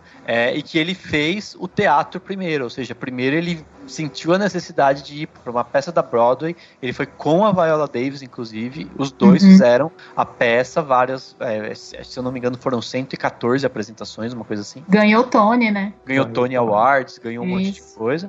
E aí ele decidiu ir pro cinema, né? Lançar o filme no cinema. E daí foi o primeiro filme. Enfim, tem a peça do August Wilson, que também é um outro grande nome, né? Do teatro. Mas é isso, é o primeiro filme dele o filme que ele dirige que não é baseado em uma história real, né? E todos eles são com temáticas importantes. Todos eles trazem a questão racial, todos eles são muito viscerais também, né? Todos eles exigem do próprio Denzel Washington ou dos outros atores uma coisa muito intensa. Tanto que o Fences, né, o Um Limite Entre Nós, é o que dá o Oscar para Viola Davis, né? Por conta do que ela faz lá, que é extremamente visceral, quase que literalmente, que ela até... baba, né, na hora de chorar. E é o primeiro, é uma coisa que pouca gente lembra e tal, é a primeira indicação dele como produtor para melhor filme.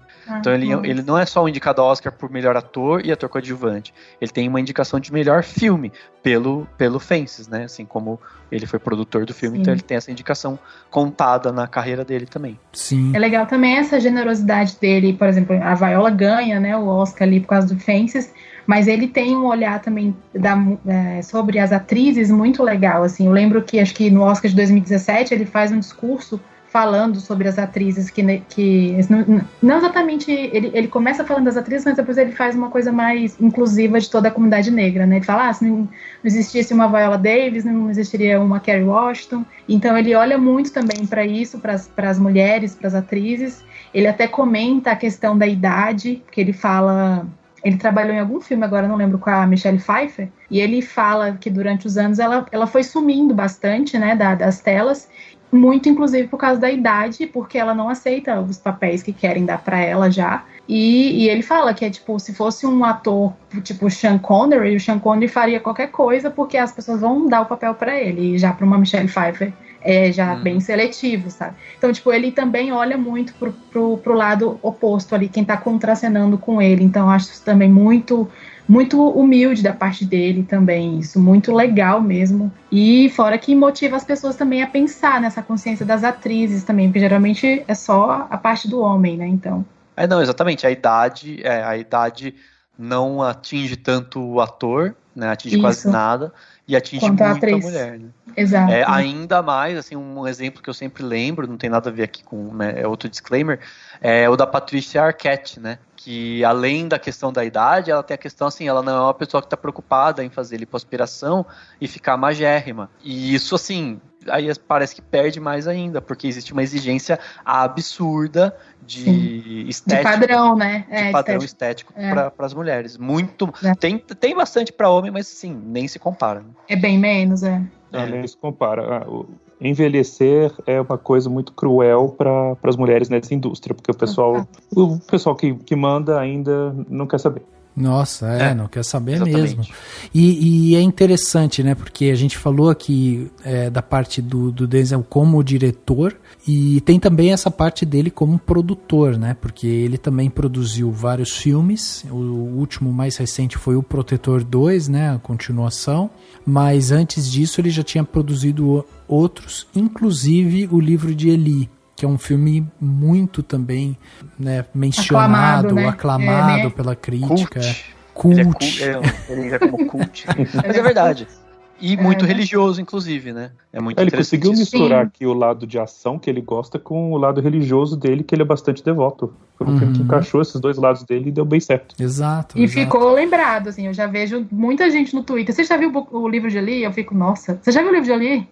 Todo mundo pergunta. É o tipo de filme, quando eu converso com gente que não é muito chegada em cinema, não costuma decorar muito o nome de ator, e eu falo, sabe o Denzel Washington? Aí eu falo, não, eu começo a falar, você viu, sei lá, do Republicano, você viu o Protetor, você viu o livro de Eli? Ah, sim, esse eu conheço. Esse é o filme fácil de lembrar. É a referência, exatamente. A gente estava comentando antes de Fences, né, que foi um grande último filme assim dele e tal, que realmente chamou a atenção de todo mundo por tudo que envolveu o filme, Oscar e tal, tudo mais. Fences é uma brincadeira de atuação, né? A gente já fez um podcast inteiro sobre o filme, mas é uma brincadeira, assim, como a gente consegue ver ali como o Denzel Washington é um cara que consegue levar bem o papel e ele dá essa veracidade. A gente falou de todo o histórico dele aqui no teatro e tudo mais, mas é impressionante a gente ver realmente esse impacto dele com um filme desse tamanho, assim. O que pra mim falta, talvez, que eu queria ver, é o Denzel Washington fazendo um papel onde ele é um cara um pouco mais vulnerável, sabe? Eu queria ver ele numa posição vulnerável, assim. Eu acho que é uma das coisas que faltam ainda na carreira dele. Espero que a gente vá ver muitos filmes ainda com ele, porque a sensação que eu tenho é que ele ainda tem uma postura, ele tem um papel de ser esse cara pesado e muito seguro, forte e tal. E eu acho isso ótimo, eu acho que ele encontrou um nicho ali onde ele atua e trabalha bem. Mas eu ficaria muito interessado em ver um Denzel Washington fazendo um papel oposto, sabe? Que não seja o cara inteligente, forte, rápido, que lute e tal. Não, eu queria ver ele nesse papel vulnerável, assim.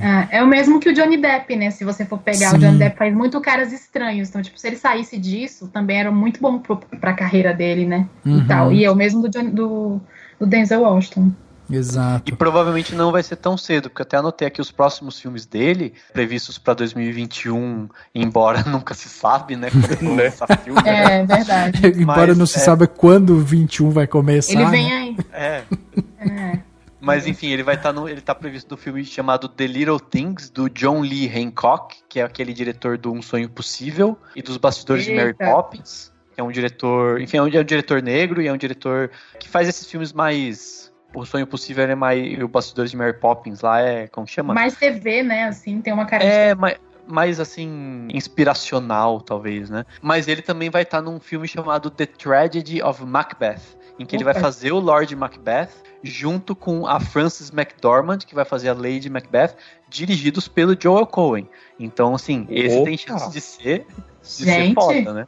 Lembra que eu falei? Mal posso esperar pra ver de novo? Esse daí eu já tô empolgadíssimo. Ai, também quero. Né? Tomara de novo, ele vai voltar a Shakespeare, né? Ele fez o Muito Barulho por Nada, em 93, se não me engano. Sim. Que era até um papel que ele é um cara mais leve, mais suave, quase um pouquinho cômico. E ele realmente nunca mais fez um papel perto disso, né? Ele sempre foi muito intenso, o que você tava falando, Rafa.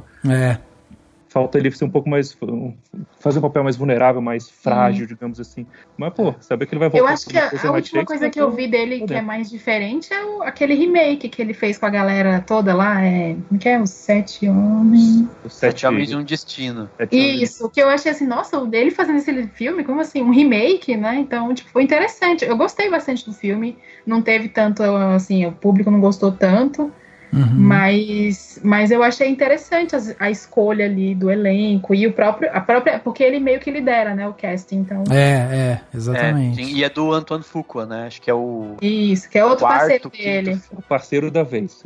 Não, mas acho que já é uns 4 ou 5, não, acho que foi o terceiro filme com ele, e aí ele fez o quarto com o Protetor 2. Isso. Exato, The thing I'm the most happy about in terms of my career is the fact that I got there with the grace of God, first of all, but short of that, I got there just by working hard, not partying with the right people, not compromising myself in any way or cutting any kind of deals, just by working hard, just by plugging along, sawing wood, as I like to call it.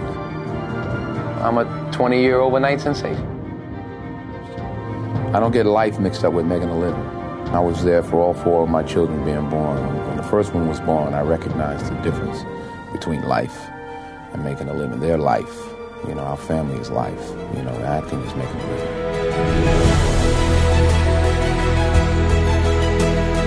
Bom, vale só destacar, né, a gente já falou aqui da vida pessoal dele também, um cara que tá casado, né, com a mesma esposa há muito tempo e tal. Ele tem 4 filhos, o John David, que nasceu em 84, a Katia, que nasceu em 86, e ele tem um casal gêmeos ali, que é a Olivia e o Malcolm, que nasceram em 91. O Malcolm, que provavelmente, assim, os dois nasceram provavelmente quando ele tava gravando o Malcolm X, né?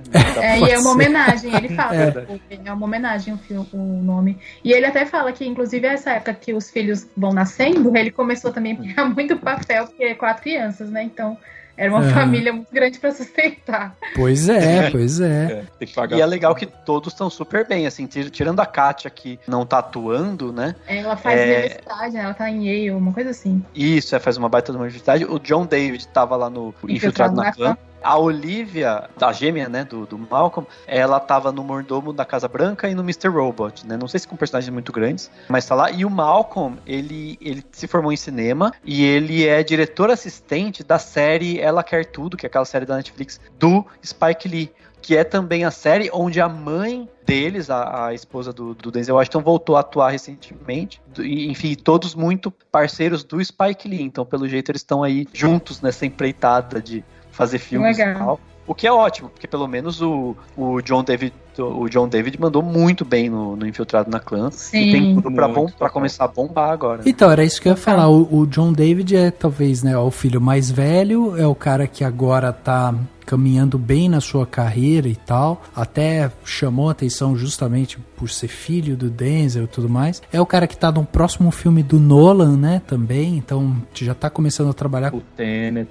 Tenet, e é um cara que já tá começando a trabalhar com grandes diretores também, então é bom a gente ficar de olho, porque é um ator aí, a gente pode dizer da nova geração, né, porque ele tem 35 anos e tal, mas é um ator que a gente pode ficar de olho. DNA bom ele tem, né, então a gente tem que ver se ele vai ter também a persistência e a disciplina que o pai teve. Mas também não precisa ter a cobrança, né? Tipo, talvez seja até ruim se ele tiver uma cobrança de ser igual ou melhor que o pai. É tipo, seguir a carreira dele do jeito dele, né? Assim. Não, imagina se o Colin Hanks tivesse a pressão de ser igual o talento de Monstro. Coitado. Exatamente. Não, exatamente. É porque a gente vê um cara que é filho de um grande ator já fazendo grandes filmes, tipo, isso chama realmente a atenção, né? A galera quer ir lá ver pra ver se o que ele tem ali, né, de diferente e tal. Então, faz parte. Ele tá trilhando o próprio caminho. Isso que é mais interessante. Até porque é um ator de 35 anos. Ele é de uma nova geração, mas não é um ator que saiu ontem, né? Então, um cara que já tá trabalhando já faz um tempo e tal. Então, assim, eu acho interessante da gente ficar de olho. Aí eu ia, pra gente finalizar esse papo aqui, né, sobre Denzel Washington, queria perguntar pra vocês, né, se vocês têm um filme, de repente, favorito, ou um filme que vocês falam assim, putz, esse filme aqui, ó, você para pra assistir, é do Denzel Washington, é o que eu adoro, assim. Tem algum assim, não? Cara, pra mim, vai lá, pá. Com certeza, O Colecionador de Ossos foi um dos que eu vi, assim, legal. E revi já umas 4 vezes, assim. E, inclusive, ele fala que a Angelina Jolie foi uma das pessoas que ele mais gostou de trabalhar, né? E é muito talentosa. Acho um suspense, assim, impressionante. Ele tá basicamente debilitado, né? O personagem dele se eu não me engano, ele é um um psicólogo. E aí tá debilitado e ele vai ajudar essa policial a investigar ali os crimes que tá acontecendo na cidade, né? Que tem um serial killer à solta. E eu acho impressionante, assim, todo o crescimento dele dentro do filme, todas as baixas, incrível. E já revi acho que umas 2, 3 vezes, peguei o livro pra ler. E acho que é um dos que eu mais gosto, mas eu também via muito, assim, eu lembro na adolescência, porque passava bastante o Duelo de Titãs. Passava muito na sessão da tarde, meu Deus, no SBT até. É verdade. E aí, recentemente, eu gostei muito desse remake do Sete Homens e um Destino, né?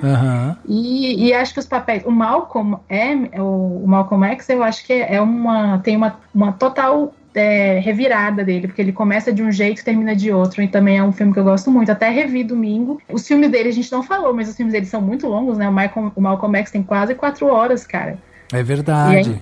Incrível, assim, é incrível. Então, tipo, acho que esses 4 são os que eu mais destaco, assim.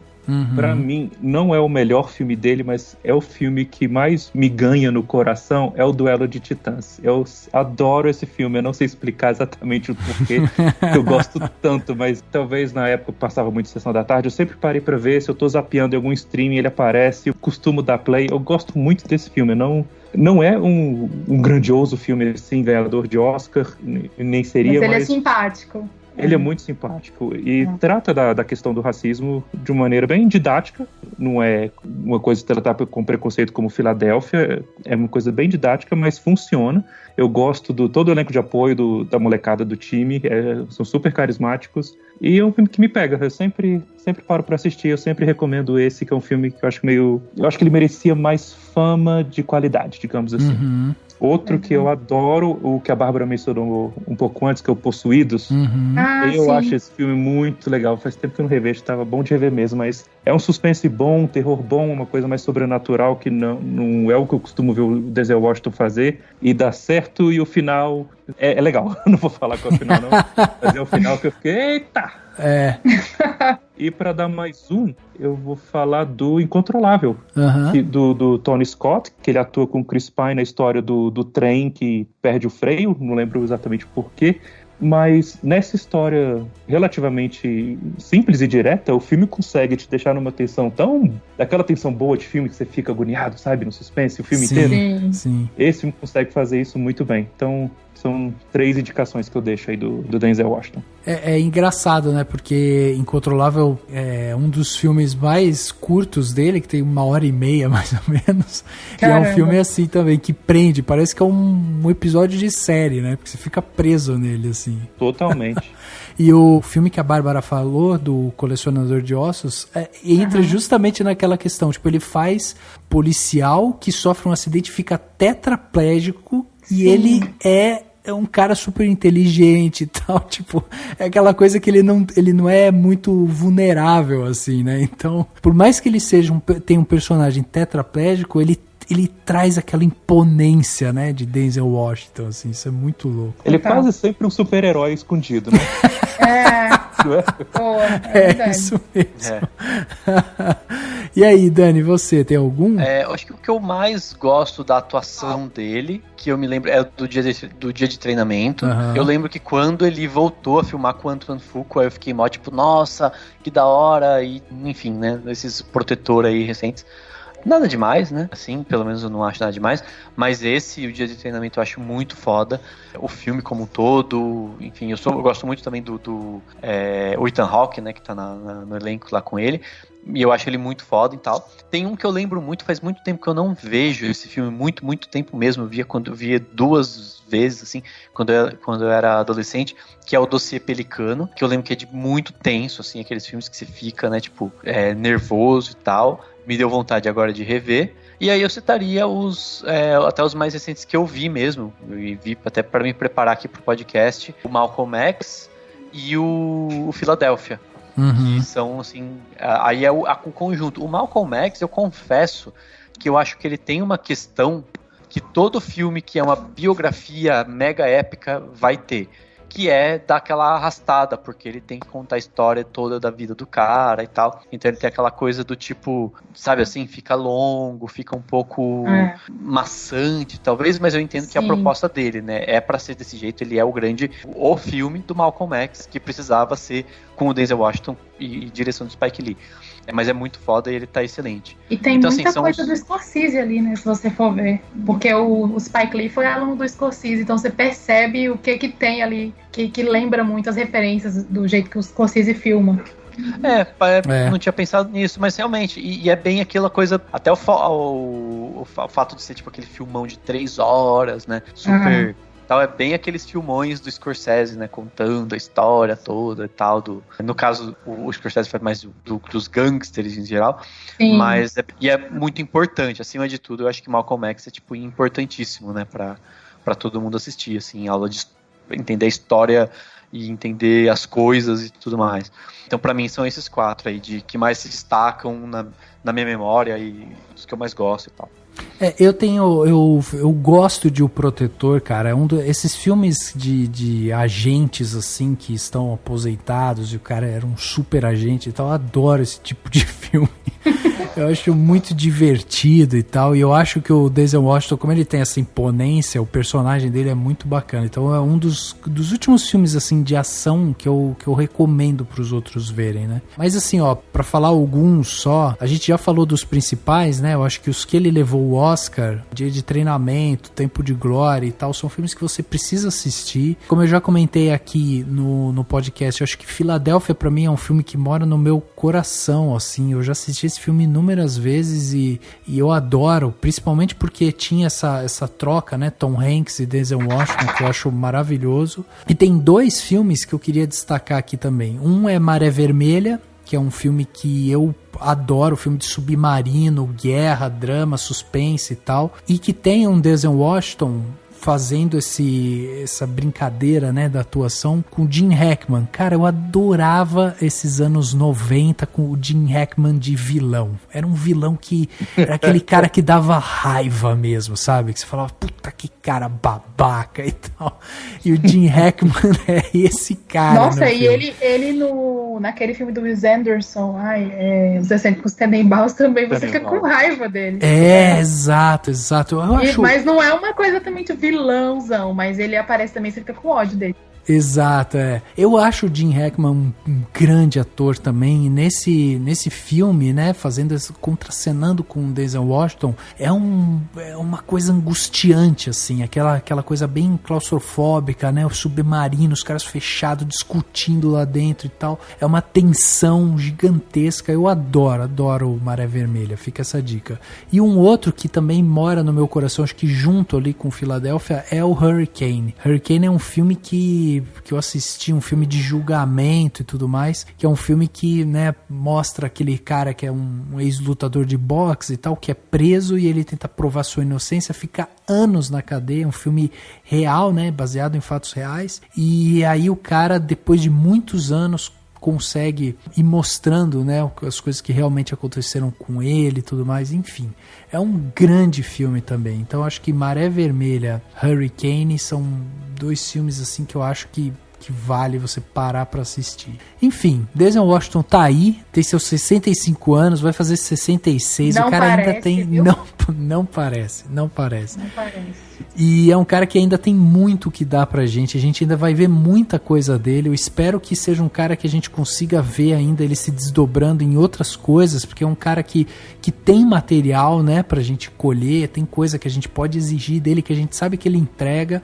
Então é um dos grandes atores que a gente tem no momento. Vale você estudar esse cara, entender esse cara, você que quer ser ator, você que quer ser produtor, você que quer ser diretor e tal, veja esse cara, entenda esse cara também, porque é um cara que ele fugiu da curva, sabe? A gente quis fazer uma biografia de Denzel Washington aqui por isso, porque é um cara que ele foge da curva, ele tinha todo o padrão, tinha todas as características de continuar ali numa toada, num buraco que surgiu depois do Sidney Poitier, e o Denzel Washington é um cara que conseguiu reinventar a sua carreira. Então acho que vale muito a pena a gente acompanhar ele, acompanhar o filho dele e tal, porque olha, é um cara estrelar, né? Além de tudo, é um cara talentoso e estrelar.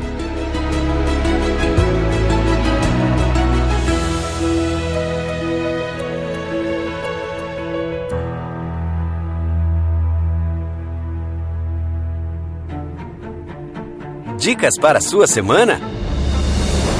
No Plano Detalhe.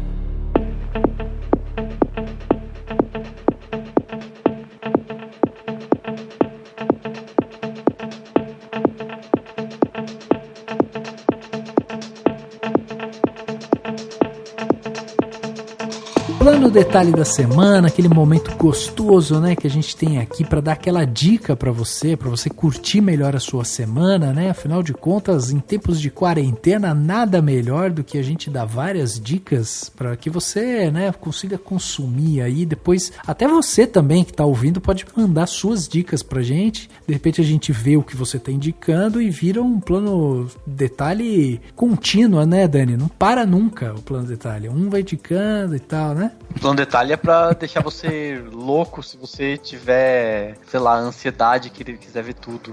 Daí você tá no pai, fica desesperado. Mas Exatamente. é importante, porque daí o importante do plano detalhe, eu sempre cito isso, em qualquer outro podcast que você tem indicações e tal, para indicações, é quando você começa a ouvir muitas vezes. Tem várias coisas que eu fui ver, porque eu ouvi um podcast e a pessoa deu uma dica, eu ouvi outro, deu a dica, o Rafa deu a dica aqui. Aí eu falo, gente, eu preciso ver isso aqui, tá todo mundo dando essa dica. Exato, putz. Não, e ultimamente as conversas que a gente tá tendo aqui, alguém vai falando alguma coisa, eu já tô abrindo um bloquinho aqui e anotando. Tipo, eu já deixei separado aqui que eu quero reassistir algumas coisas, quero reassistir Malcolm X, olha aí. Já vou atrás dessas coisas. Tá no now, viu? Tá no now. E aí? Eu tô numa pilha pra acabar isso aqui, sair revendo Filadélfia. Tudo bem, né? Olha só.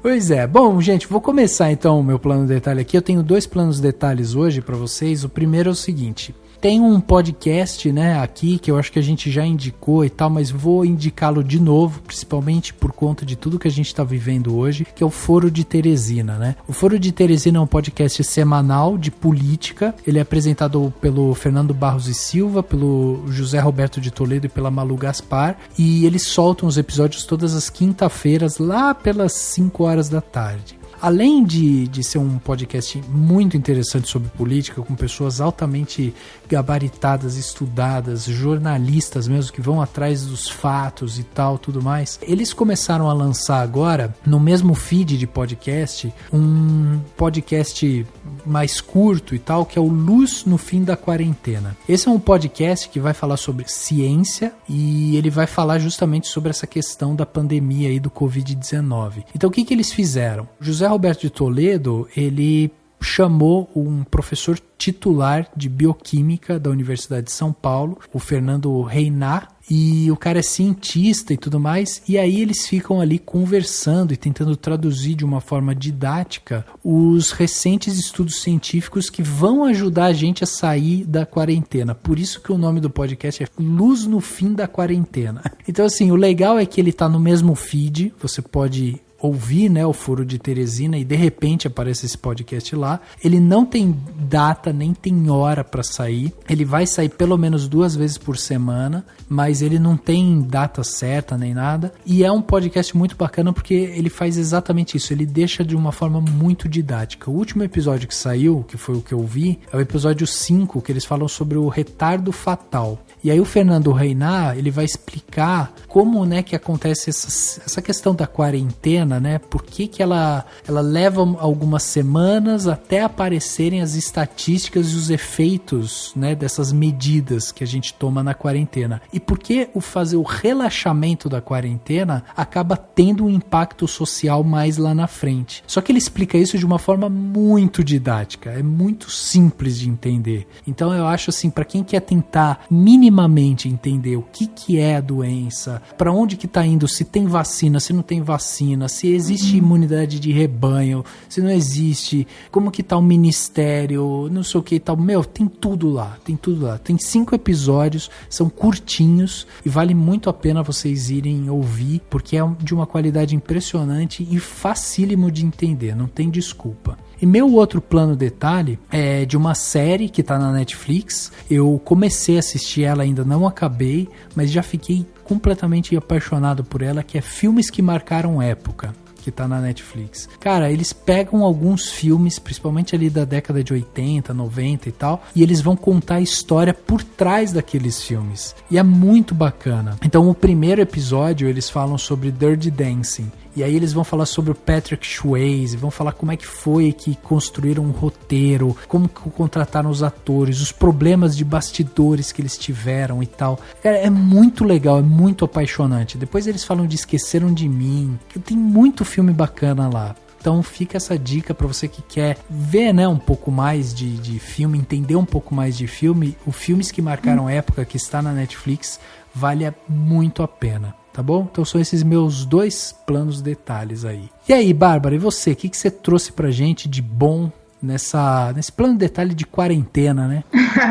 Então, assim, a minha dica principal para vocês na quarentena é tentar ver coisas leves, ouvirem seus discos prediletos, ler seus livros prediletos, mas coisas leves, não deixar muita coisa, não pegar muita coisa tensa, assim, para ver, porque eu acho que dá um gatilho, assim, entendeu? Sim, boa, boa. Eu peguei uma série que eu gostei muito de assistir, eu acho, não sei se vocês estão acompanhando, mas o Globoplay tá colocando muita coisa no streaming deles, e eles colocaram uma série musical chamada Punk, ela é de 2019, ela é dirigida pelo Jess James Miller, ela é norte-americana, e ela vem traçando ali todo o início do punk, né, do movimento punk, e tem entrevistas com pessoas que eu amo, assim, que é Iggy Pop, Jello Biafra, aparece, assim, os roqueiros mais recentes, tem o Flea do Red Hot, muita gente tem o Josh Homme do Queens of the Stone Age, aparece a Joan Jett, e aí críticos musicais, então, tipo, e ali há também os punks ali que a gente não conhece, daquele ciclo mais estadunidense, né, também, e também os britânicos, então, uma série muito legal, ela tem 40 minutinhos cada episódio, são 4 episódios, tá no Globoplay, eles estão com algumas coisas gratuitas esse período agora de quarentena, e tem que verificar se essa tá, eu tenho assinatura, mas eu acredito que pode estar, não sei. Mas indico muito. Pra quem gosta de música e principalmente do rock, nossa, é uma série pra se divertir, porque, assim, é muito bem humorada, né? Que legal, que legal. E é a minha indicação. Pô, demais, demais. Lembrando, né, que links estarão aqui no post desse podcast, então se você não pegou alguma coisa, vai lá, vai estar lá tudo escrito. E já que o Daniel não fez a piada, eu faço então, né? Porque eu achei que você ia falar da série Punk, A Levada da Breca. Poxa, mas essa é a série da nossa infância, hein? Assistia muito. Nossa, essa aí eu revejo. Vou seguir essa dica, eu vou rever se eu achar. Eu achar, esse aí também, se eu achar, eu revejo. Nossa, é muito bom. Tem que pedir pra Band passar, né? Eles estão passando o Jaspion, já passa tudo junto. Puxa nostalgia com força. Muito bem. E aí, Bruno, estreia aqui no podcast. O que você trouxe de bom pra gente aí de Plano Detalhe? Eu trouxe umas dicas aqui. A primeira é um livro que chama Devoradores de Mortos, do Michael Crichton, o mesmo escritor do Jurassic Park. E apesar desse título tenebroso, não é terror. É a história de um árabe. Ele é enviado para conhecer o mundo. E não se passa nos dias de hoje, se passa na época dos vikings, porque ele acaba conhecendo os vikings. E o livro é basicamente o diário dele, pro governante deles, se é a palavra certa, mas é a visão dele sobre o que ele tá aprendendo da cultura viking e a parte que ele julga, a parte que ele acha estranha, a parte que ele vai aprendendo. E ele vai acompanhando esses vikings enquanto aprende, né, as viagens dele, as culturas, os costumes dos vikings, eles começam a ser ameaçados por um inimigo esquisito que você começa a perceber que eles estão lutando contra neandertais que remanesceram. É bem interessante, e este livro gerou o meu guilty pleasure, o 13º Guerreiro, aquele filme horroroso, maravilhosamente horroroso, com o Antônio Bandeiras, que faz o tal do árabe no filme. O filme não é muito bom, mas eu gosto desse filme. Mas o livro é sensacional. E ele é um livro com uma visão árabe, aprendendo sobre o mundo viking, é bem interessante. E isso eu conecto com a minha segunda dica, que é um canal do YouTube que chama História com o Jorge. O Jorge é um professor mestre em história. Ele ensina história jogando videogame. Ele pega videogames que tem algum cunho histórico, alguma base histórica, e vai mostrando, não só pelo visual do game, mas contando história. Então, contando histórias, jogando videogame, ele ensina história. É um conteúdo muito especial, muito legal. E ele tá agora numa leva de ensinar sobre história viking com vários videogames. Inclusive, ele soltou um vídeo recente de God of War. Caraca, que legal, cara. Nunca tinha pensado nisso. E eu quero só deixar que uma série que é The Good Place, que acabou de terminar no começo. Adoro! Maravilhosa, né, Bárbara? É muito boa essa série. A série é boa do começo ao fim, o final é emocionante, porque nem toda série termina bem, a gente bem sabe disso. Game of Thrones. Eita. Mas é uma série que se propõe a comédia, mas ela começa a discutir sobre a vida, sobre a morte, sobre a humanidade, sobre como as pessoas podem melhorar e sem perder o tom cômico. É impressionante a qualidade com que eles conseguem fazer isso do começo ao fim. São 4 temporadas, se não me engano, não é uma série muito longa. Tá na Netflix, fica essa recomendação. E na Netflix tem, esse é pra quem é da minha geração, de Indiana Jones, tem um documentário que chama Raiders, The Story of the Greatest Fan Film Ever Made. Não tem título em português, mas é um documentário sobre um grupo de adolescentes que na década de 80 passavam as férias refilmando Caçadores da Arca Perdida no quintal. Meu Deus. Hermes e Renato. Só que o documentário é com eles agora mais velhos, porque eles fizeram todas as cenas, menos uma, que é aquela cena do avião, que o Indiana Jones está lutando com um nazista careca grande, e tem um avião e passa a hélice, e tinha uma explosão. Essa eles não conseguiram fazer. Genial. O documentário contando esse passado e mostrando eles tentando fazer a cena agora adultos. E o filme é tão... Quando você vê as cenas do filme antigo, como eles filmaram só nas férias que eles podiam se reunir, e filmaram as cenas que dava, o filme se passa e eles ficam trocando de idade o filme inteiro, é maravilhoso. E a coisa ganha, e mostra lá que eles ganharam uma certa fama da coisa, saca? O Eli Roth descobriu o filme, levou o filme pra festival, e as pessoas se interessaram, é muito divertido. Gostando de Indiana Jones é mais divertido ainda, mas fica essas dicas pra vocês passarem a quarentena. E a história deles lembrou muito a Hermes e Renato, porque a Hermes e Renato filmava as coisas quando podia, né? Eles aqui, acho que eles são do Rio, não sei de onde eles são, Petrópolis, algo assim. Filmavam ali quando podiam, acabaram se juntando, acabaram ganhando um programa de TV pra fazer aquelas coisas também de refilmar cenas e parodiar, né? Que legal. Caraca, meu, com certeza eu vou ver isso. Também, nossa, eu adoro essas coisas toscas. É maravilhoso. O problema é que não tem, o que é uma tristeza, não tem o filme todo pra você ver. Você só vê algumas cenas nesse documentário. E o filme todo eu queria muito achar, porque deve ser maravilhoso. Mas você só vê algumas cenas e é gostoso, saca? Porque você vê a tosqueira, mas você vê a paixão que eles têm pelo filme. E como a gente tem essa paixão também, é muito bom de ver. Que bacana, cara, sensacional. Bom, links, né, no post, relembrando você aí. E aí, Dani, vamos fechar esse plano de detalhe, podcast 362? Vamos. Eu vou, na verdade, dar 3 planos de detalhes, que é praticamente um só, e um outro que tava na minha lista aqui, eu acho que eu não falei dele ainda, só pra constar aqui, apesar de eu já ter citado a série. Então são 3 planos de detalhes, sobe 2, vai 5, volta 3, são 4, então, é isso? Por aí. Os 3 em um só, praticamente, é assim, como a gente falou aqui do Denzel Washington, se você digitar o nome Denzel Washington em 3 serviços de streaming, você vai achar, 3 não, 4, né?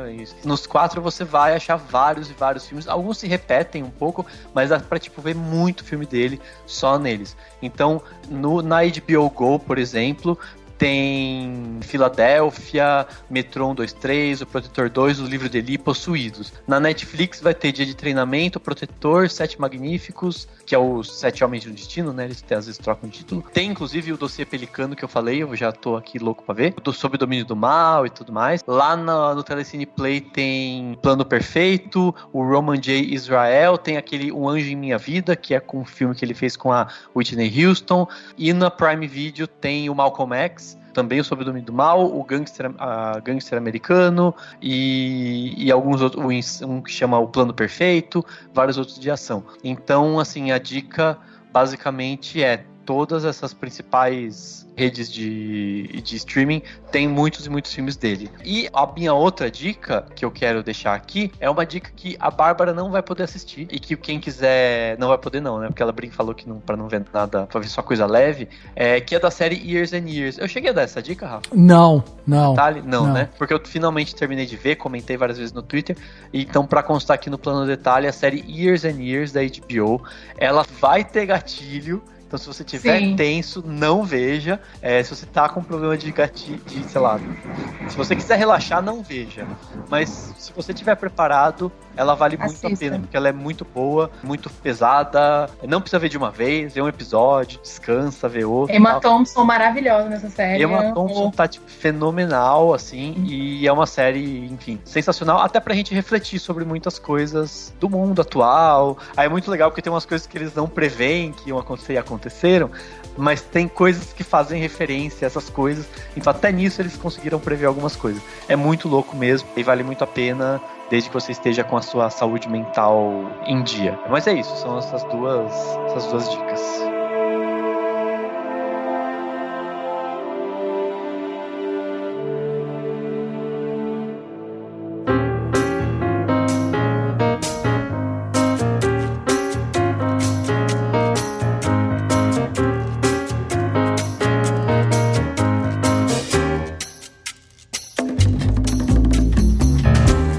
Chegando aqui no final do podcast Cinemação 362, falamos aqui sobre a história de vida, sobre a história, né, cinematográfica de Denzel Washington. Papo muito bacana que a gente teve aqui com a Bárbara, com o Bruno, com o Dani. Papo muito legal, realmente. Bárbara, queria agradecer a sua presença aqui mais uma vez. É demais ter você aqui com a gente. A gente fica muito feliz quando você pode vir aqui, né, gravar com a gente. Espero que esse ano a gente quebre a barreira do começo do ano e aí você volte em junho, julho, agosto, por aí vai. Ah, massa, eu que agradeço, e é sempre muito divertido, muito legal falar de cinema, de série de TV, enfim, cultura no geral, acho que é muito agregador. Então, muito obrigado a vocês pelo convite de novo, e espero que venham outros aí. Que bom. Passa suas redes sociais, site, tudo que o pessoal queira, né, acompanhar você aí nessas internets, como é que faz? Ah, beleza. Bom, o Wannabe Nerd tá aí no wannabinerd.com.br, tem também o Instagram, que é o steph.wbn, e tem Twitter também, mas vai tudo muito integrado ali, Facebook, mas eu sugiro mais visitar nosso site, e tem vários colaboradores, não sou somente eu, né? São vários textos, várias pessoas diferentes falando de cultura, então é bem legal. Obrigadão aí, e cliquem lá pra conhecer a gente. Muito bem, clicaremos. Bruno, obrigado também pela sua estreia aqui, foi demais, adoramos também ter você aqui. Depois a gente vai chamar você de novo, né, obviamente. Então fala pro pessoal lá do Rapadura não ficar enciumado e tal, mas a gente descobriu essa estrela podcastal aí, viu? Opa, muito obrigado. Não, espero que tenha contribuído, né, pra sair um episódio legal. Eu gosto muito do podcast de vocês, já escutei vários e vou continuar escutando. Fico muito feliz de ter participado. Obrigado mesmo pelo convite. Bárbara, obrigado por fazer a ponte pra me trazer pra cá. Valeu mesmo. Ah, que legal. E deixo recomendado também aqui, além do Cinemação, o Wannabe Nerd, que é um site muito legal que eu gosto de visitar. E eu convido vocês para visitarem o Passos Nerds no YouTube e qualquer rede social. É só botar Passos Nerds que você me acha. @Passos Nerds, terro não. Pô, sensacional, Bruno. Obrigado novamente. Dani, obrigado também pela sua participação em mais um podcast. Dessa vez uma biografia. E vai chegar coisa nova aí, hein, Dani? Vai chegar coisa nova e é isso, gente. Muito obrigado. Valeu, Bruno. Valeu, Bárbara. Espero que todo mundo tenha gostado da gente falar do Denzel. E é isso. Vai chegar coisa nova, vai chegar mais atores, mais gente e logo vai ter também tema importante, menos leve, mas enquanto isso é Denzel pra gente descansar aí. Valeu e até a semana que vem. É isso aí. O podcast Cinemação 362 fica por aqui e a gente se vê no próximo.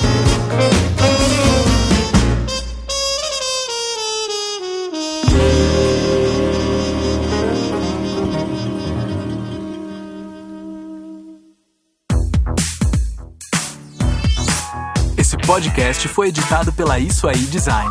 Tudo isso é forma com função. É design estratégico. É isso aí.